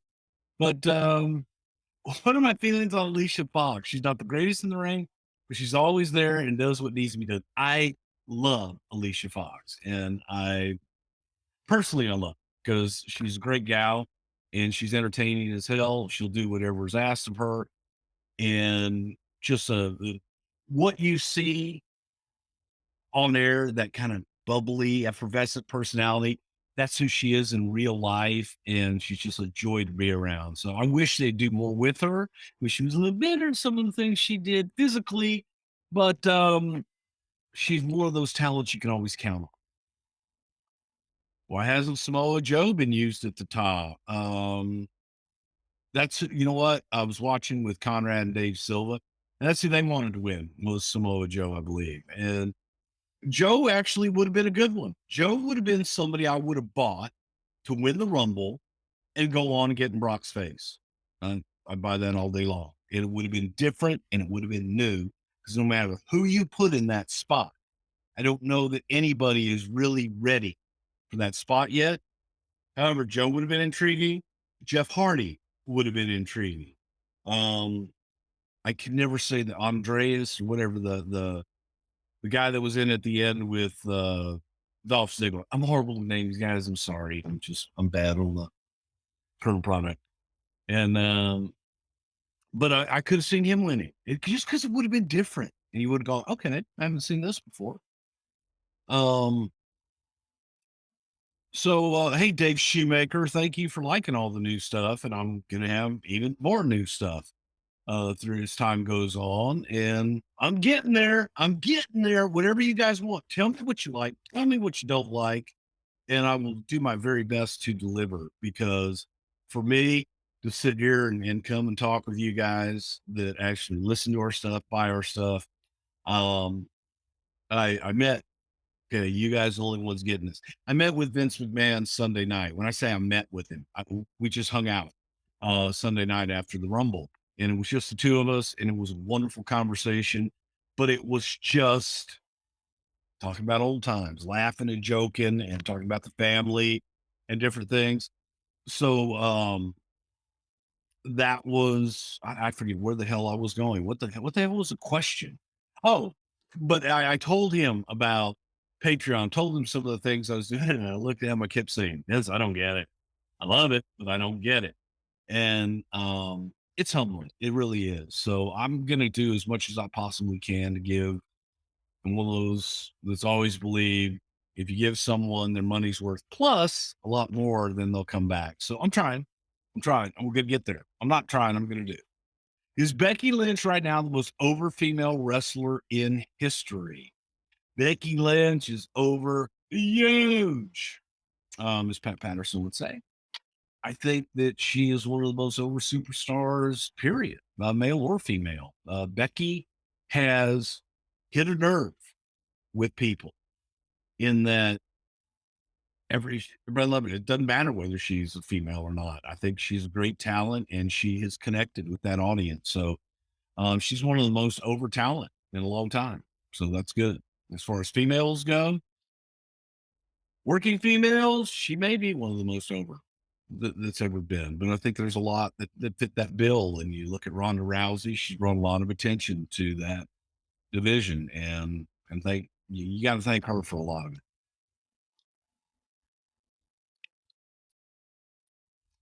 Thoughts on Abyss and Sanjay Dutt joining? Travis wants to know. I think that Sanjay Dutt will excel there, and I think that Sanjay is a very creative guy. I also think because he's Indian, he speaks the language, And I think that he could help open a lot of doors in India and will be a huge asset for them behind the scenes. Creatively, he's a creative son of a bitch too. So I think he's going to do well. Abyss, wealth of knowledge, and he's never been there before. So if they let him give his side, not don't make him adapt to the WWE way. Let him have his knowledge, his input from being outside of the WWE, and I think that he'll do well. Um, I hope to do more interviews with people, and every time I think about it, it's always too late. Layfield just called me in the middle of Patreon last week, so we stuck him on. And Abyss, I just hadn't talked to him in a while, so I called him and said, "Hey, you want to do this?" But we'll get there. I'll do another Jerry Briscoe. I tried to get Pat Patterson, and we'll probably have Pat Patterson on here in the next month or so, and maybe do another interview with my brother. Who the hell else knows? Might even get Glenn Jacobs to get on the phone and tell some stories. So yes, more stuff like that is coming. I'm trying to make it different and give you something that maybe other people can't. Um, Man, Jack Swagger, Jake Hager is a badass son of a bitch, and I'm so happy for him. He fought a nobody. However, I think that Hager will excel in MMA because he's a pretty legit badass. I throw him up there with Brock Lesnar as being scary, legit, real deal. Um, let's see here. What's your bonus stuff this month? Mr. Fuji is one of them, and what the hell was the other? The other one is like Raw 159. Someone had requested. So those are going to be the two bonus things this month, and I think Conrad are doing those on Thursday, and we'll get those out. But I'm pretty sure that's it. And then just whatever the hell else, man. I'm just trying to get ahead. Okay, Joe wants to know about our WrestleMania plans, and we do have WrestleMania plans. We're going to be there. We are going to do something on Monday night, real special, big conglomerate type thing on Monday night after Monday Night Raw, after WrestleMania in the Brooklyn area, to be announced very soon.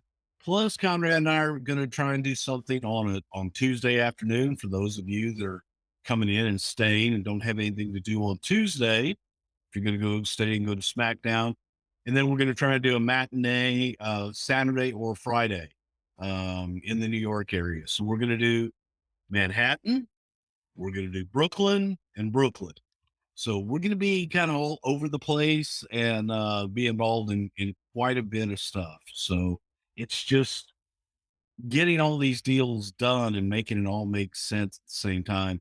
And yes, we're late to the game, but it's been going back and forth for a while. But we will be in a lot of different places with a lot of different people.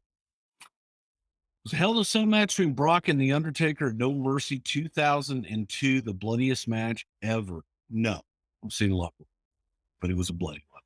So I go back to Bradshaw and Eddie Guerrero. It's a bloodbath that was scary. And then plus back in the old days, I remember Warren McDaniel, Johnny Valentine, and stuff like that. That was kind of nuts. What's up, Jeff? What's one gimmick match you never got to put on that you thought would get over? I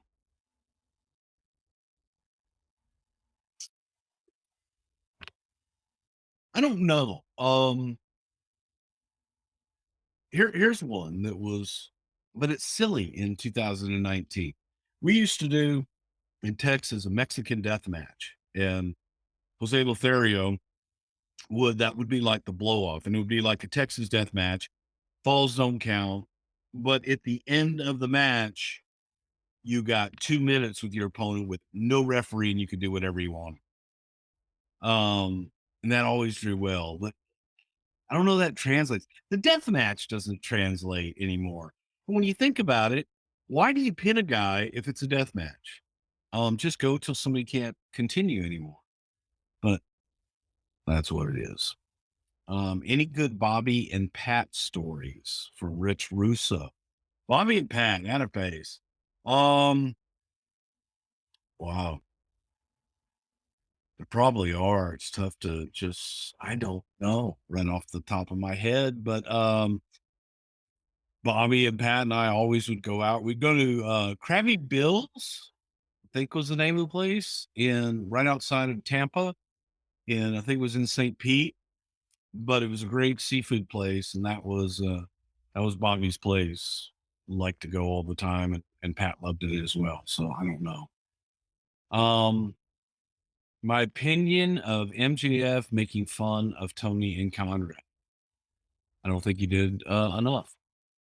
Any stories about S.A. Rios? How did he get paired with Lita? Why didn't he have a longer and better run? S.A. Rios was Aguilera in Mexico. He was the hot up and comer. Problem with S.A. is his English was marginal at best. And while he could do all the moves, I think taking the mask off of him also took his identity away a little bit. So he didn't, I just don't think that S.A. ever really got over. And it was Papi Chulo, and we put Lita with him because she spoke Spanish and she knew him from Mexico. So, well, you speak Spanish, we'll put you with him. Is what it is. Yes, Efren, so be blood orange. I will forgive you for the whole Tony thing if you get me a hookup to so be life water, blood orange mango. By God. Jared again. Thoughts on the women's Royal Rumble? I thought it kind of drug until the very end. It wasn't a whole lot. It was a lot of, to me, who's this? Who's she? So, granted, I am not the most up to date on talent. However, I remember a time when you hit someone's music and the place would go nuts before they ever saw. And people were waiting to see, like, who's this? So the end was good, the finish was good, but I think I would have maybe less, because I don't know that they had 30 top people to go in. And granted, the men's Royal Rumble didn't either, but don't know. We already talked about, Brock tossing the belt at Vince, and that's Brock being Brock. He's a big bully sometimes, but that's why you love him. Dave, I have an old master recording of a UWF taping during which you could hear JR and PSAs continually drop F-bombs during a commercial break during the Fantastics versus Sting Steiner match. I have not seen this. And where the hell is it? I'd love to see that. I think that's funny. But that's what we did back then. The other thing is, in the day, we didn't keep all those tapes a lot of times. Your bicycle tapes, that was to save money. Tape was expensive. So you didn't keep a lot of that stuff, and you never thought it would exist anywhere. And no one had ever heard of a YouTube or trading tapes, bullshit like that. Wasn't a thing. So Eric just finished Dusty's autobiographical book. Any thoughts about his comments? Vince Sr. just before he died told Dusty he wanted him to stop Vince from destroying the territory system. Dusty had a comment in his book about Vince being on his deathbed. Vince was never on a deathbed, and he got sick and he passed very quickly. So that specific comment, I've spoken to Vince McMahon about, Vince Kennedy, and he's always just simply not true. That the old man was never on a deathbed, and the old man didn't believe he ever had that conversation with him. Travis Babcock, what was Vince's reaction when Pat first pitched the Rumble idea? And do I consider Pat Patterson the greatest mind in the history of wrestling? I consider Pat Patterson the greatest finish man ever to walk the face of the earth. I consider Vince McMahon probably the greatest mind in the history of the wrestling business. Pat's up there. Pat's very genius. But when Pat pitched the Royal Rumble, obviously we didn't have the name, but Vince thought it was a, quote, stupid idea and hated it. Didn't get it, didn't like it, didn't want to do it. We tried it out at a couple house shows, bombed big time, didn't work. And then we did it as a USA special, and it clicked. and everybody, the response was very positive. So it's good. A celebrity that surprised you being a WWE fan. Like a lot of them. I think that what would surprise me personally, a lot of times is a celebrity that would know who I was as Brother Love. When I was just Bruce, that they would come up, oh my God, I was a big fan of yours. Drew Carey was really cool. Drew knew everything and he just wanted to be one of the boys. So that was pretty neat, as big of a star as he was, especially at the time we had him. Yes, Mark, Wichita, Kansas. That's where we stopped one night, myself, Vince, and Pat, and I ordered a corn dog at a convenience store at 3:30 in the morning. And Vince didn't know what a corn dog was. Then was me even more disgusted when he realized that a corn dog had to be drained after it was fried. So there's my Wichita, Kansas story. Robert Simon, do I know anything about the rumor of an alleged big event that was planned for Rumble but obviously didn't happen? I have no idea what you're talking about. No, I guess. When you bring a live show back to Detroit, what was the last one? Dave, you got to see more Jim Cornette than you probably bargained for. Yeah, because Conrad and I haven't done Detroit yet, so you haven't got that show. And the answer to that question is yes. Detroit is a excellent market, and we will be back to Detroit, maybe even this year.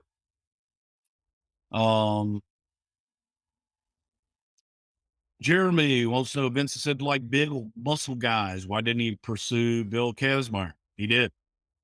Kazmaier just didn't have the mobility and the aptitude to pick up wrestling. He just was very, very clumsy and couldn't move. Was the end game for the NWO in WWE if Hogan stayed heel and Hall didn't get fired? And Nash didn't get hurt.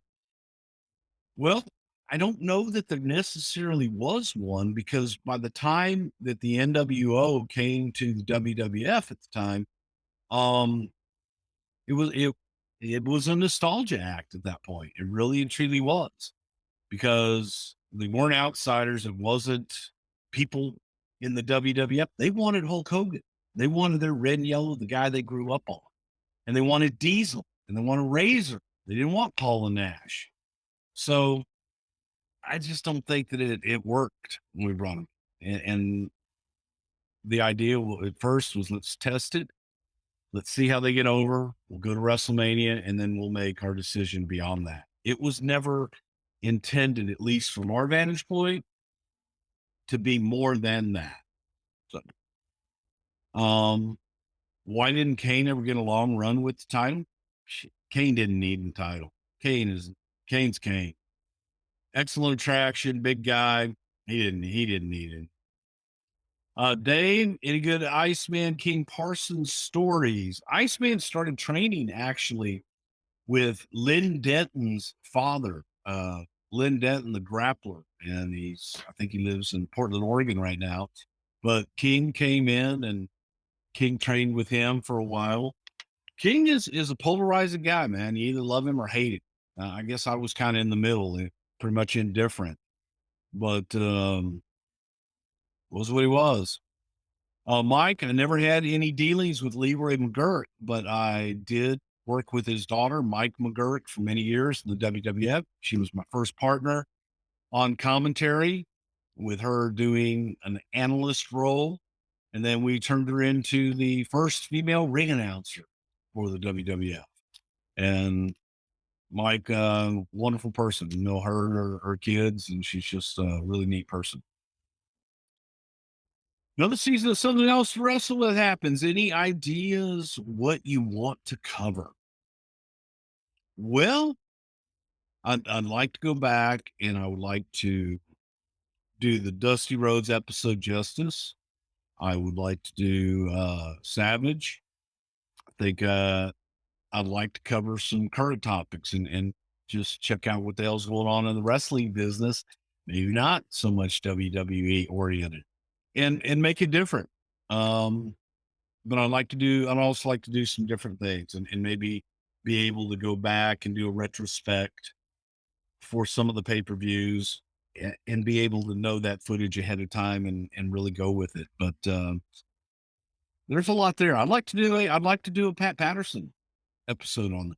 I think that'd be cool.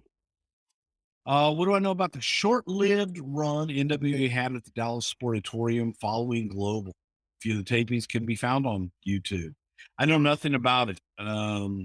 After I left there, I was done. But I think that was something that Gary Hart and Michael Hayes might have done at the time. Efra, what'd you send me? I can't look at it now, Efra. I'm gonna have to go back and pull it up. Michael, did you and Matt Coon have a falling out? We never had a falling in. So no. Matt made a decision. Matt called us one day, said he didn't want to work on the show, and asked for a lot of, and basically asked for a lot of money. And the way that it worked with them working on the show at the time, they were able to sell ads and they were able to be compensated that way. There was no limit to what they could have made off of it. Matt just wanted to be paid, and that wasn't the way that we were doing things then. And he felt that he could do more on his own. Great. Go do more on your own. Wish him well.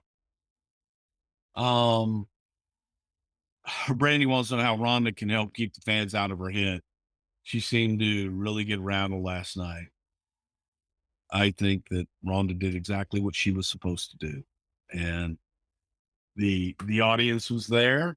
The audience was trying to rattle her. The audience was trying to do exactly what they did. But I also think that they knew the audience was going to do that. Hence, be rattled. Sometimes it's a work. Whose idea was it for Mick Foley to do his 3 gimmicks during the 1998 Royal Rumble? Oh, that was something that Pat and I jokingly suggested when we sat down to do the Rumble. And Vince hated it at first, but then came back around to it. So it was something I probably Pat threw out and said, what if, as you're looking at guys, because on our roster sheet, we had Mick listed 3 times. We had Mankind, Dude Love, and I think Mick Foley. I don't even think we had Cactus Jack. But we said, what if we're looking at them, counting on, what if they all were at? And that's how it happened. Brandon Gary Hart's book is excellent. So anybody looking for a great book, find Gary Hart. It's hard to find. Gary Hart's book is excellent. John wants to know if Vince was more mellow now that he's a senior citizen. I think he's been a senior citizen for a while. However, you never know it. No, he hasn't mellowed a bit. He's intense as hell. Eric Rash did know any Mr. Wonderful Paul Orndorff stories, and did he work Houston? Paul worked for Mid-South Sports, but I didn't know Paul till I went to the WWF, and he was gone shortly thereafter. Real nice guy. He was always nice to me, and I just didn't have a lot of dealings with him. More bonus shows. Heard, Travis. You got it. I'm going to do some stuff on my own, and because sometimes Conrad's doing a lot of different stuff, and like my hair. So I'm going to do some stuff on my own and just crank it out and get it out there for you guys.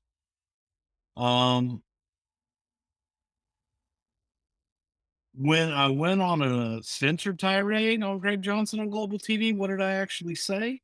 Well, it was uncensored, and my mic was feeding the audience, and I knew that, but I didn't realize it. And my language was really bad, kind of like it is on the podcast. And I know I called him an asswipe and a fucking douchebag and a few other words. But in the middle of it, I'm hearing myself, and there's kids in the audience.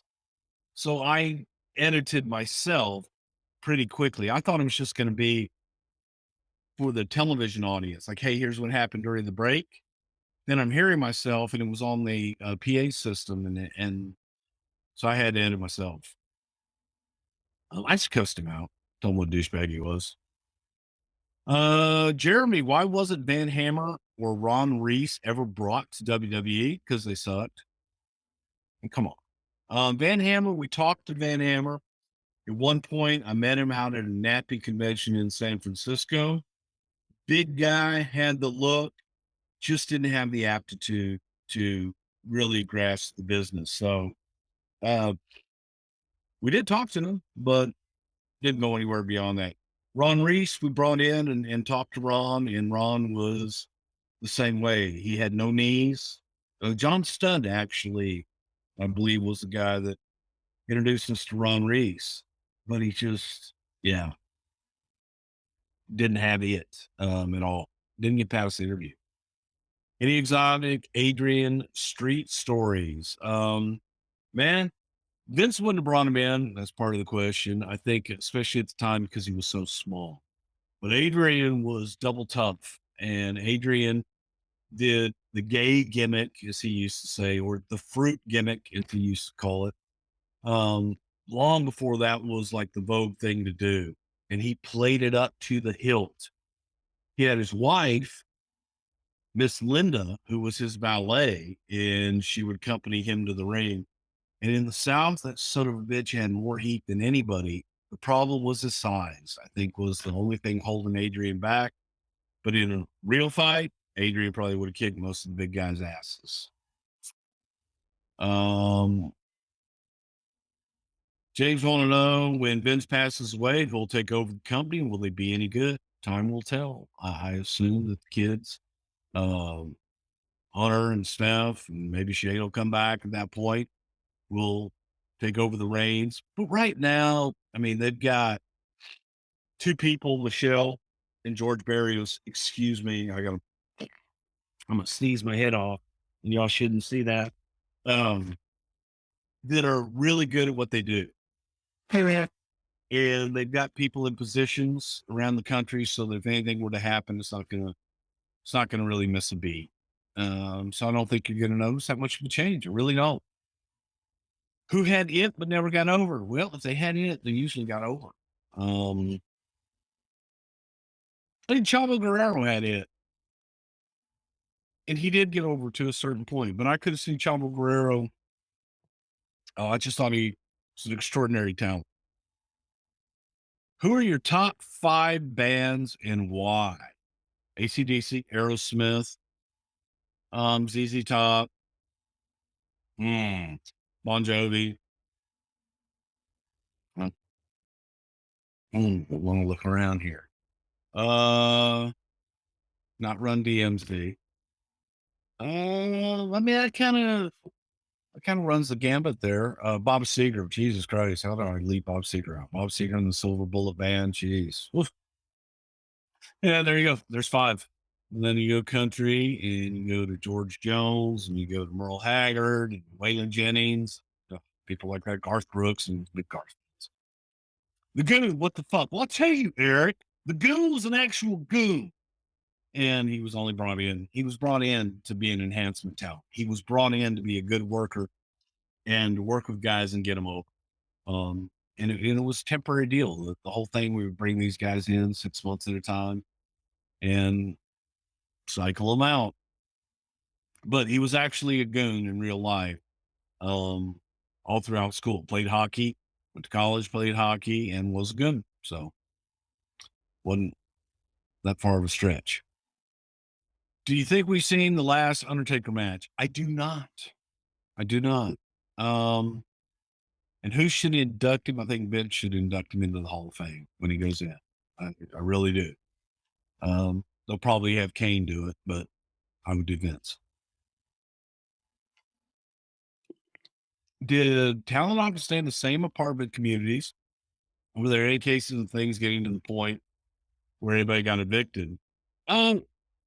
Really depended on the territory. I know for example, Mid-South, a lot of guys lived in Alexandria.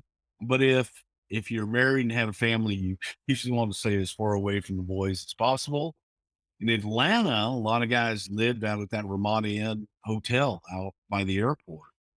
So yeah, there were guys doing stupid shit, and they would screw it up for, a lot of times they screwed up for everybody, because you usually find a landlord or somebody that would give you a good deal and then try and, or give it to everybody, and then someone would screw it up. But it happened a lot. Well, Travis, I stopped doing the morning deuce with Bruce because I started doing Patreon and trying to replicate that a little bit here. So we'll see what happens, but not anymore on Facebook. And I stopped doing it because I was on the road so much for a stint there, and you get out of the habit. It's like working out. When you stop for a week or two, it's hard to get back in and start doing it. Dave Wilson, ever heard about the album Terry Funk made? Yes, I think I have it up there. We've got two, have two of the books from Japan of two separate times when Terry retired. Terry's retired 800 times, but it's one of the coolest pieces of my vinyl collection, along with my Adrian Street record and Jerry Lawler's. Yeah, that would be cool. Don't have Adrian's. I think I have Lawler's here somewhere too, but I've got the Terry one from Japan. It's in this mess somewhere, but yeah, it's cool shit. The Women's Rumble showcased the fact that not as many folks watch NXT as the hardcore fans believe. You are right, Eric. They don't. They really and truly don't. And while there is a very strong contingent that will go out and support the brand when they do their live events around the pay-per-views, that fringe novelty, interest, and curiosity, people go and they see a great show, but I don't think they know the stars as well as a lot of people might think they do. Tib Florida show maybe at the Hard Rock. Don't know what that means, but hey. Not sure if you already got asked, but thoughts on Jeff Jarrett getting signed as a producer. You know what? I hope he does well. And the fact that we made With My Baby Tonight and Jeff relevant again, I thought that was pretty damn cool too. Nice shout out by Corey. Where's Bruce? I thanked him. I'd seen him the night before with John Layfield, so that was pretty cool as well. Fabian wasn't why we only done one Stone Cold episode. We will do more. We've only done one Undertaker episode. We done one or two Shawn Michaels episodes, but I mean, there's a lot of guys that warrant 2, 3, even 4 shows, and we'll get there. I promise we'll get there. What's Vince's feelings about your podcast? Has he ever listened? No, Joe, he has not ever listened, but he knows a lot about it. Shocked me how much he knew about it. And he was very happy for it. He thought that it was a great way for me to do what I'm doing. So he loved it and expressed joy. Okay. Yes, Eric, I'm going to do the damn book. You know what? When I finish here, I'm going to call the guy that's writing and say, what the hell? And choose ass out. Yes, John. See, John and I are on the same wavelength. I already talked about Corey before I even got down there. Can I name guys that were supposed to win the Royal Rumble, but plans changed? Mark Henry comes right off the top of my head. I know there was a year that we really wanted to push Mark and thought, well, if he wins the Royal Rumble, first of all, people will believe it. But it was one way to give him a push. But cooler heads prevail. What's the best cage match you've ever seen in person or on television? Gino Hernandez and Jose Lothario in a loser gets their head shaved match where Gino broke Jose's arm in the cage. And then everybody thought Gino was going to get his head shaved again, but Jose lost. So actually, I think he was already bald. But that match, because of the way Gino worked it and the way that they worked the broken arm, I thought was just classic as far as psychology and storytelling. Scranton, Pennsylvania stories. Thank God I didn't have to work a lot in Scranton, Pennsylvania, because every time that we would go through Scranton or Hamburg, both Vince and Pat would go on, I remember we did this in Hamburg. We did that. Remember that giant in Scranton. And so, no, I don't, other than all the stories they would always, the George Washington Hotel, is that there in Scranton? God, I always talk about that, but I never got to stay. One wrestler I always wanted to see get signed, but it never happened. Probably Sting. And Sting was somebody we were working on all the way back in 1988, 89. Any thoughts on the Dirty White Boy, Dirty White Girl domestic violence storyline from Tom in 89? Hey, it was controversial for its time. Sure, some couldn't get away with that today. But the thing was, when they did that angle, they put a real noose around Tom's neck. And the thing about a noose is when you pull it, it gets tighter. Well, they didn't rehearse things. And Tom was really being strangled and trying to get word to guys, hey, you got to get me out of this. And came out like that close to passing out and not being with us. And they just, everybody thought, well, he's working. He was purple in the face and could have been scary. Hollywood John Tatum stories. Just when Eddie Gilbert mistakenly ended up in their room when John had gone out to get some ice, and Eddie refused to leave, and John came and he didn't come. Called myself and Carl Fergie to come get Eddie, and we went to get Eddie in the room, and Eddie was just passed out. And when we woke him up, we started laughing because Missy was in there. Missy was in like a little Skippy deal, and we told John, hey, when you leave the room, bang on the door, and we'll put Eddie in bed and let Missy wake Eddie up and say, hey, Eddie, you got to go. It was really good, but Johnny's here now. And John was just in a bad mood and pissed off and didn't want to do it. Oh, just get him the fuck out of here. But when we woke Eddie up, he took one look at Missy and she says, it was really good, Eddie, but you got to go now. And Eddie started kicking off his shoes and tried to crawl into bed. But that's my favorite John Tatum stories. Your girlfriend hates wrestling. Any ideas how to change her mind? Don't let her listen to my show. Best singer. Yep. So we talked about Brock and Vince, and was what it was. That's Brock. Also, dude, I don't do dick jokes. Wrong show. That's Shivani and Conrad that are obsessed with other men's penises. I'm just not that into it. Thoughts on Ravens, WWF run? Well, I just think that by that time that Scotty was so injured and he had gotten into that Raven mode of not doing a lot, and it was different, man. You had to work. You had to get off your ass and do shit. But I think that he was injured and still was just wanting to be Raven that time guy in ECW and wasn't really concerned about it. So I don't think he worked hard enough. So Eric Bischoff laid down an epic shit all over fist, JJ Dillon. What do you think of Dillon's run in the business? Always got along with JJ. Like JJ and I remember things a lot differently. And again, you remember what you witnessed, you remember what you know. Okay.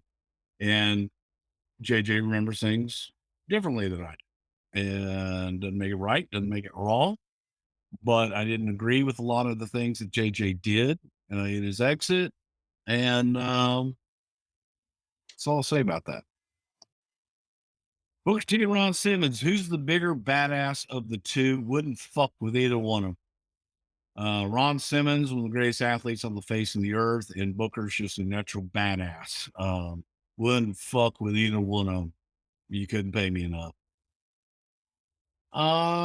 Vince ever run Dr. Tom into the WWF in the 80s? Tom didn't want to come.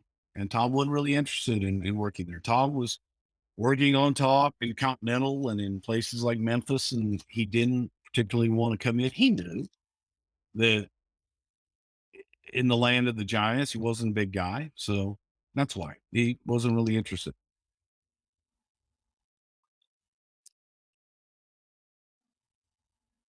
All right. -58 with wind where I live, and you have to deal with this kind of weather.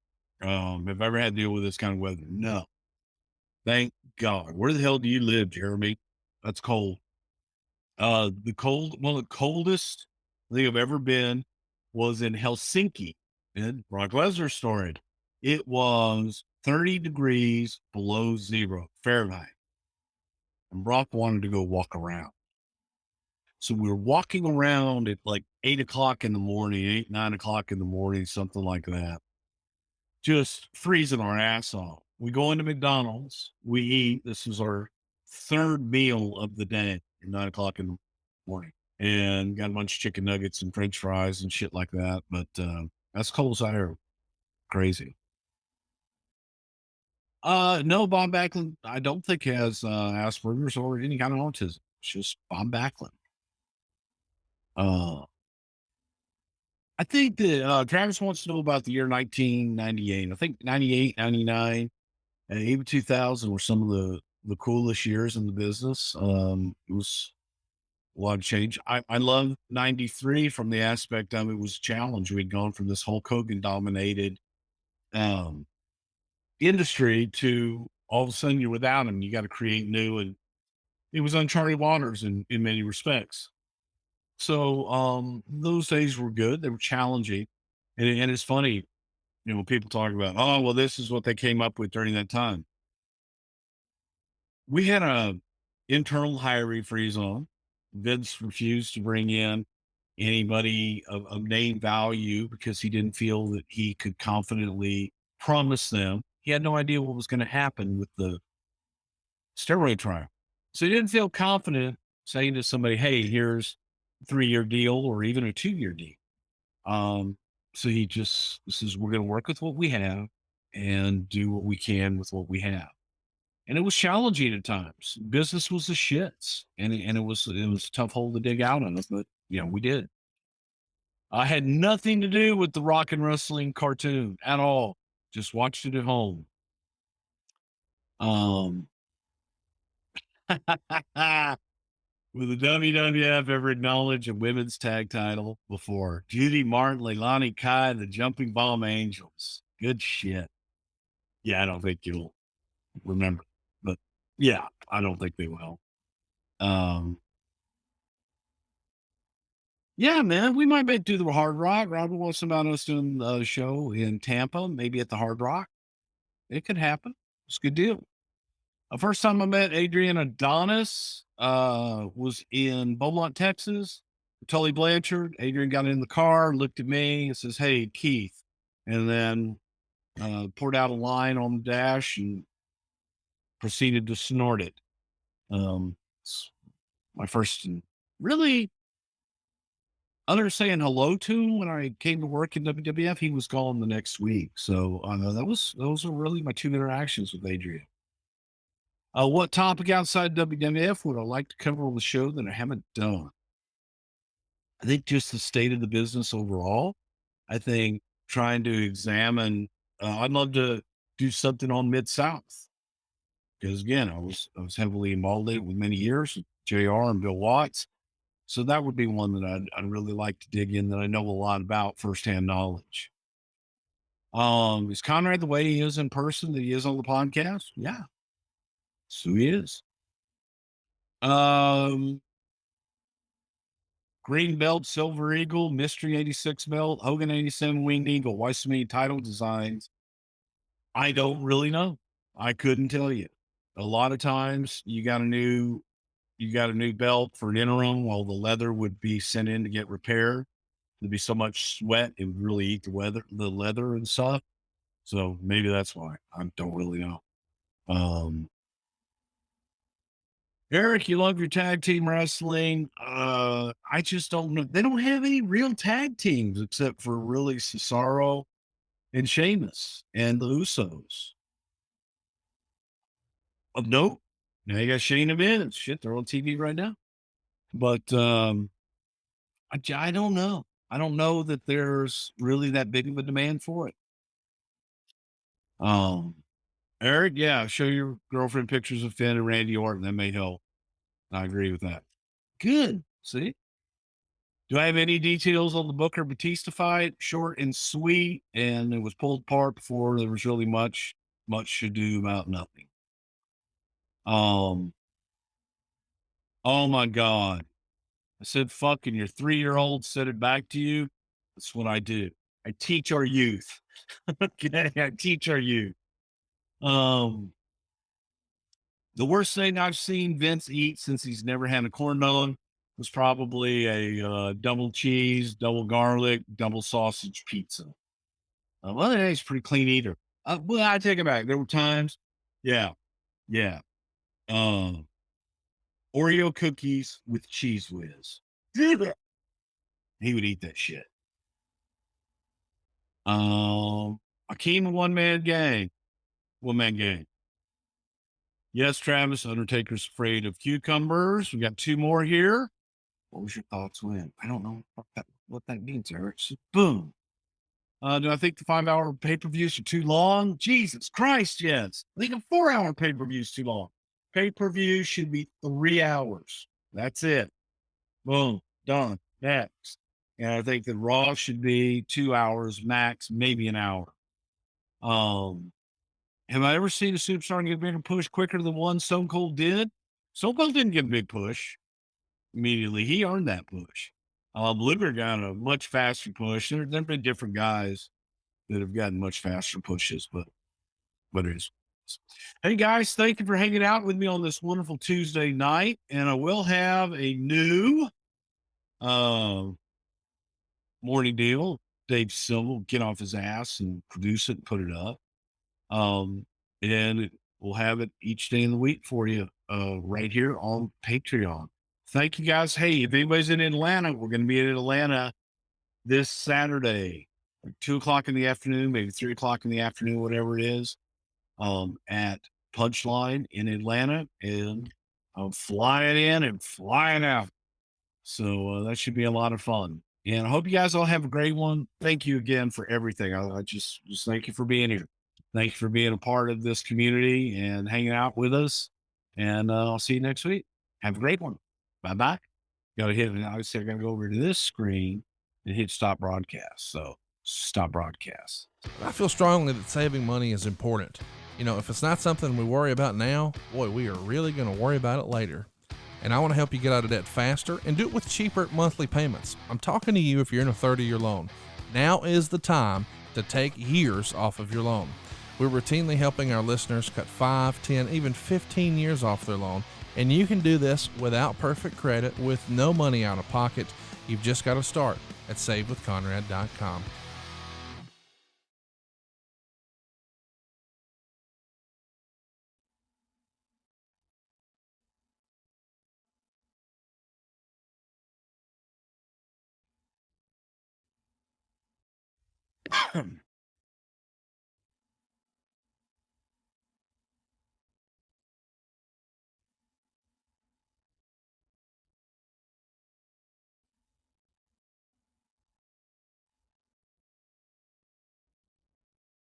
All right. Hey, Jesus, look at that. I'm on. This is amazing. You know, this may actually be the first time that I have done it one time and actually got it up. So that's a good thing. Welcome, everybody. Welcome, everybody. It is Monday, February 18th. See, Monday Night Raw just started. I see the signature going on over there. And I hope everybody's having a great night. I was at the Elimination Chamber last night in Houston, Tejas, my home. Got to see everybody, say hello, and thought that by God, especially the last match, what the hell did I do? What did I do with my drinks? Hey, I'm coming right back. Don't leave me. Where are my drinks? Oh.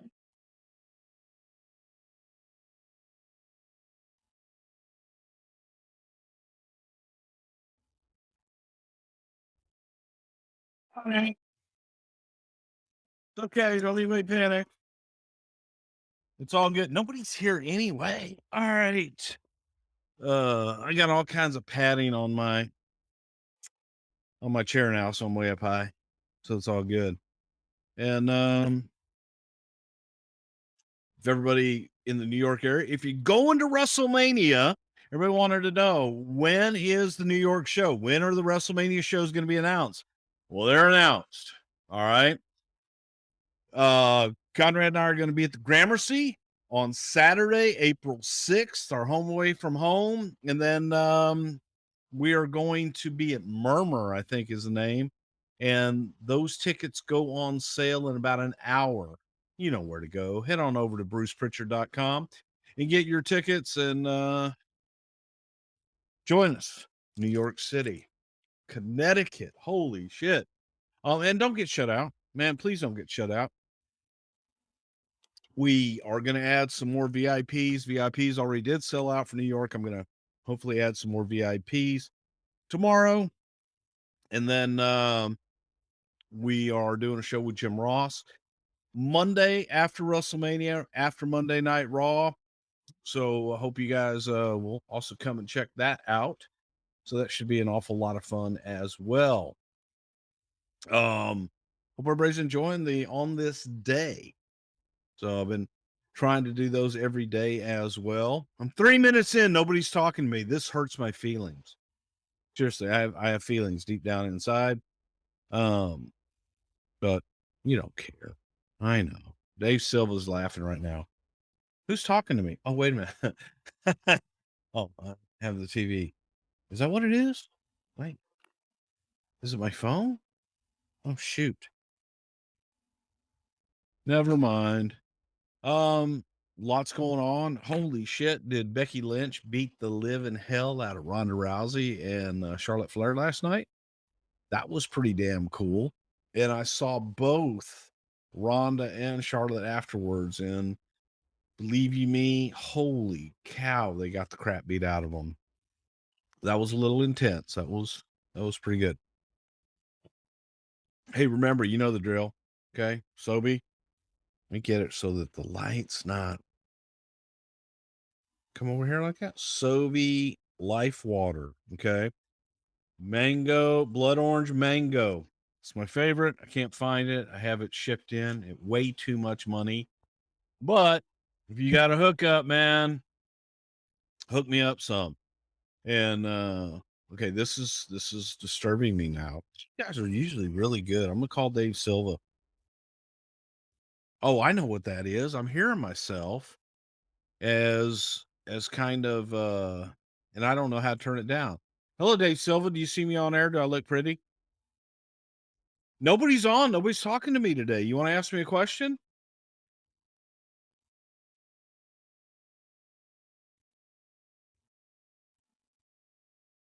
What are my thoughts about DX going into the Hall of Fame? Oh, I know what's doing that, man. I know what's doing it because, see, I have this new rig up here because I'm using the microphone and it's coming through my headset so that I hear myself. That's what's going on. So Dave Silva wants to know, what do I think about DX going into the Hall of Fame? I'm happy that China's finally going into the Hall of Fame. So everybody that says China's not going into the Hall of Fame, China's going into the Hall of Fame. Dave, I'm going to put you on speaker. Senor Dave Silva joining us now, and say hola, Dave. No, I said say hola, Dave. Hola, chico. No, hola, Dave. Hola, Dave. Okay, God, man, how hard is it? Sent me a cartoon. It's Cheech and Chong. I didn't even know they made like a cartoon animation of full skit whenever we're on the road. Please don't tell people about what we do on the road. Do you have any idea what that sounds like, man? You know, you disturb me sometimes. You really make me wonder. Yeah, definitely. Dave, what am I doing wrong? Nobody's commenting. You know what? I'm going home.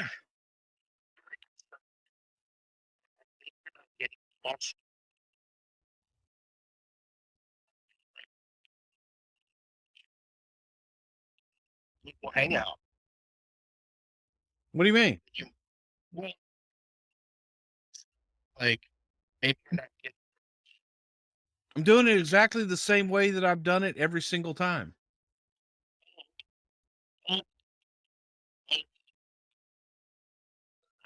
The new. No, I'm doing it exactly the same way I've always done it, man. I mean, I thought it was like I'm just using a different computer with a better camera. I do. But I look good. Well, see, I just got to turn the overheads off so I'm not all washed out. What's going on with this, man? Come on.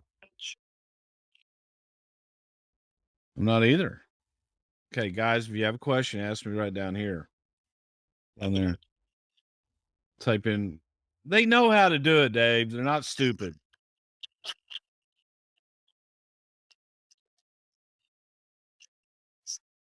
This is what I deal with on a daily basis.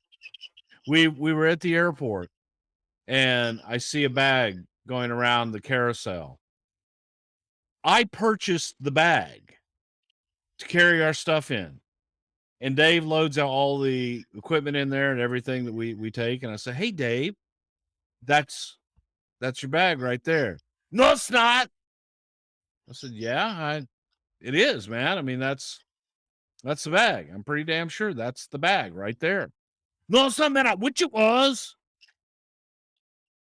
So it goes around and we come around over on the other side. And I realize I go over and I look at the bag closer. I said, man, that's the bag. And he's like, no, it's not, man. And then he goes, oh, never mind. I'm sorry.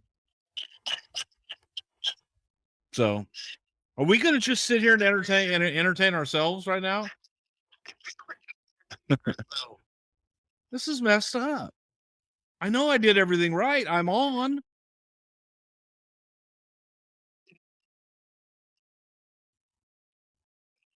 Nobody loves me tonight. That's what it is. I pissed off my Padron followers. I'm so sorry, folks. I'll do better. I really and truly will. Okay. I'll let Dave Silva ask me 4 more questions, and then I'll say thank you very much, and I'll go on and do my on this day, February 19th. See, I know right now is the 18th because I'm actually live, but you know what I'm saying? I am live.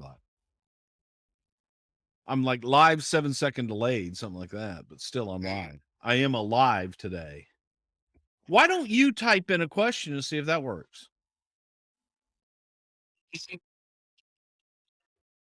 No. No, I'm not seeing anything, man. I'm looking at it all. I don't see anything. Everybody else is probably seeing everything, and they're going, Bruce, you stupid idiot. So what's happening here, dude? Help a brother out. I mean, we know I look amazing, but just saying. There's Braun Strowman in the ring. I thought he was on SmackDown. No, he's on Raw. Okay, never mind. Pay no attention to me. Well, obviously, no one is paying attention to me right now, Dave.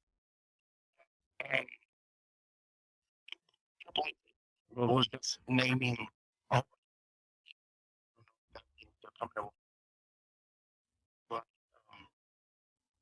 I like.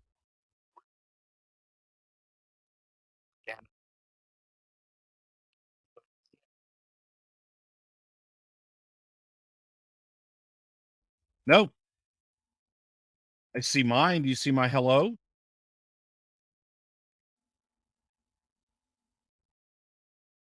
Wait. Who can see this post? All patrons. Dave, what's happening here?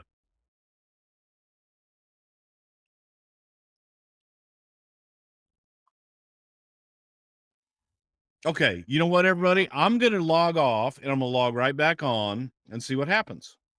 You stay on the phone, though. I was so proud of myself. I got on the first time. Okay, I'm logging off right now. I'm stopping broadcast. Okay, hang on. Now I'm publishing now again. All right, I should be up. You see a new thing? I put up part 2.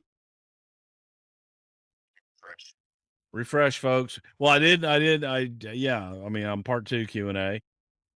This is going to piss me off, man. I was so proud. If this doesn't work this time, Hopefully everybody. So I couldn't even tell everybody to come over here. Okay. You see me now?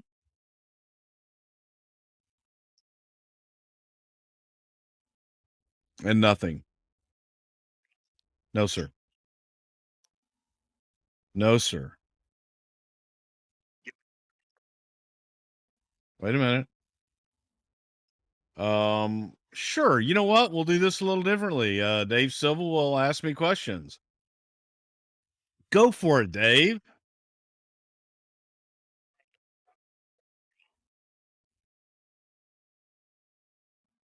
An underrated WrestleMania show. Well, the best WrestleMania to me was WrestleMania 17 in Houston. Probably the Seattle show. The Seattle show with Kurt and Brock on top. I think that people all go to Brock almost killing himself with that shooting star press, and they forget how good the rest of that show was. That's the fucking answer, Dave. Now the next question.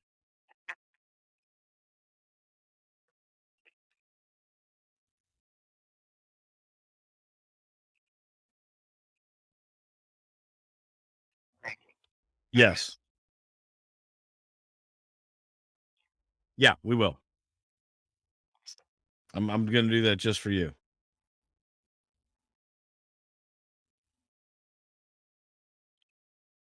I know Arturo Gonzalez Cinco.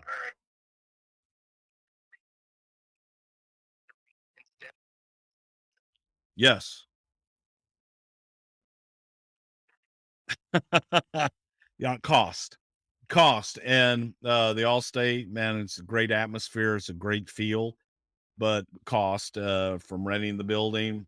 Also, the perception, I think, a lot of times is that people enjoy Allstate more so than United Center. I liked United Center, the one and only time I ever went there, but the main reason would be cost and familiarity. Just say, hey, Jeremy.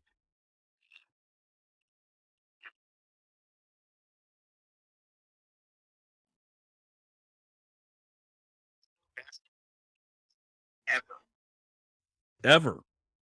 Well, biggest star for me is going to be Roddy Piper, Pat Patterson. Yeah, there you go.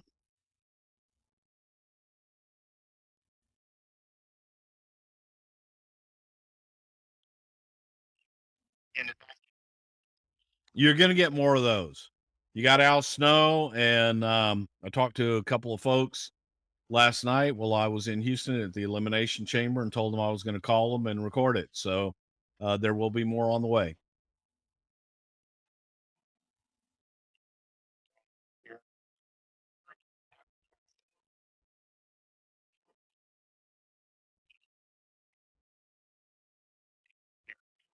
Uh, yeah, and you know what? This month also marks the third. God, not the 30th year, or was it? Jesus, of Carrie passing and leaving us. I know it's close. I know it was this month, but I only met David a couple of times. David was always really nice. Kevin at the time was pretty aloof in the early days. Kevin, sweetheart of a guy, and you know what?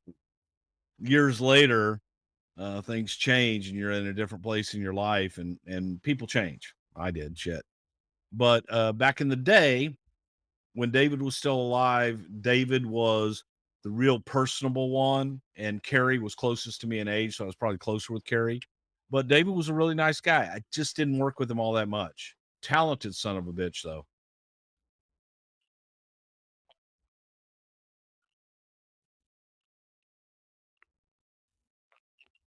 I think a lot of people imagine that David was in line for the NWA championship and was being groomed to be a champion, and it wouldn't have surprised me, especially because of the power that Fritz had in the NWA, that Fritz would have gotten him to be the champion at some point in his career.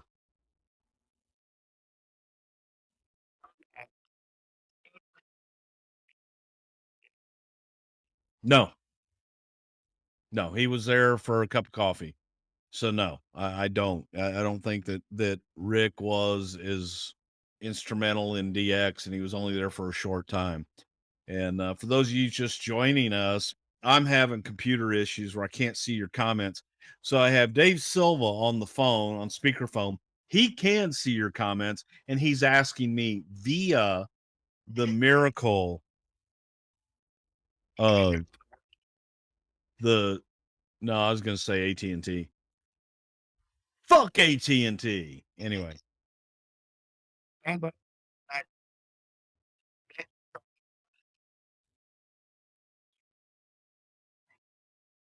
Man, it was real. It was awesome. I enjoyed the hell out of it. I watched it in the back in catering, and everybody was like, "Holy shit!" Um, man, Becky brought it, and Rhonda and Charlotte took it. I thought it was, great. I enjoyed the hell out of it, and it brought that sense of authenticity that a lot of times you don't get. And for the skeptics out there, for anybody out there that wants to say, "Oh, they don't hit each other, they don't do it," go watch that. And holy shit, it was brutal.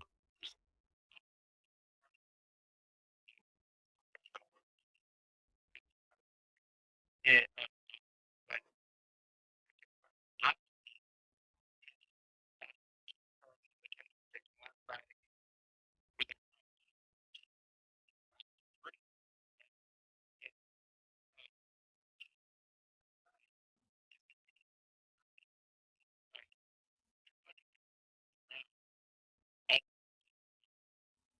Well, you tried to, but Jesus Christ, Becky was swinging that damn crutch. I thought the greatest thing that Rhonda did though was try to block the crutch shots with the other crutch. And she's like, "Oh shit," to me that was classic. That was pure genius. I enjoyed the hell out of that. Well, you know what? They're probably pissed off, which I don't blame you. I'm pissed off too. I'm not taking it out on you. You're taking it out on me. No. I'm gonna fix this and we'll do this again at some point this week. I apologize for the technical difficulties. And if I have to go back to the other computer, man, I'll go back to the other computer. But I am gonna work on this with my compadre. See, I'm hitting all this stuff over here, man, and I'm looking at all the different things I can do, and it's not doing it for me, Dave. It's not doing it for me.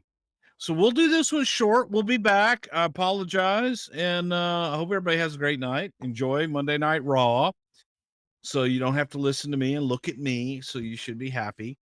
And until next time, Dave Silva and I will figure this damn thing out, and get it working come hell or high water. And if you don't mind, Dave, do we want to try and do this right now just while we're fucking around? We don't have any questions. And I mean, I've got the app thing up here. I'm hit. Ooh, uh-oh. Did I go away? yeah. Hey, it's Conrad Thompson. Thanks for checking out the podcast here on YouTube.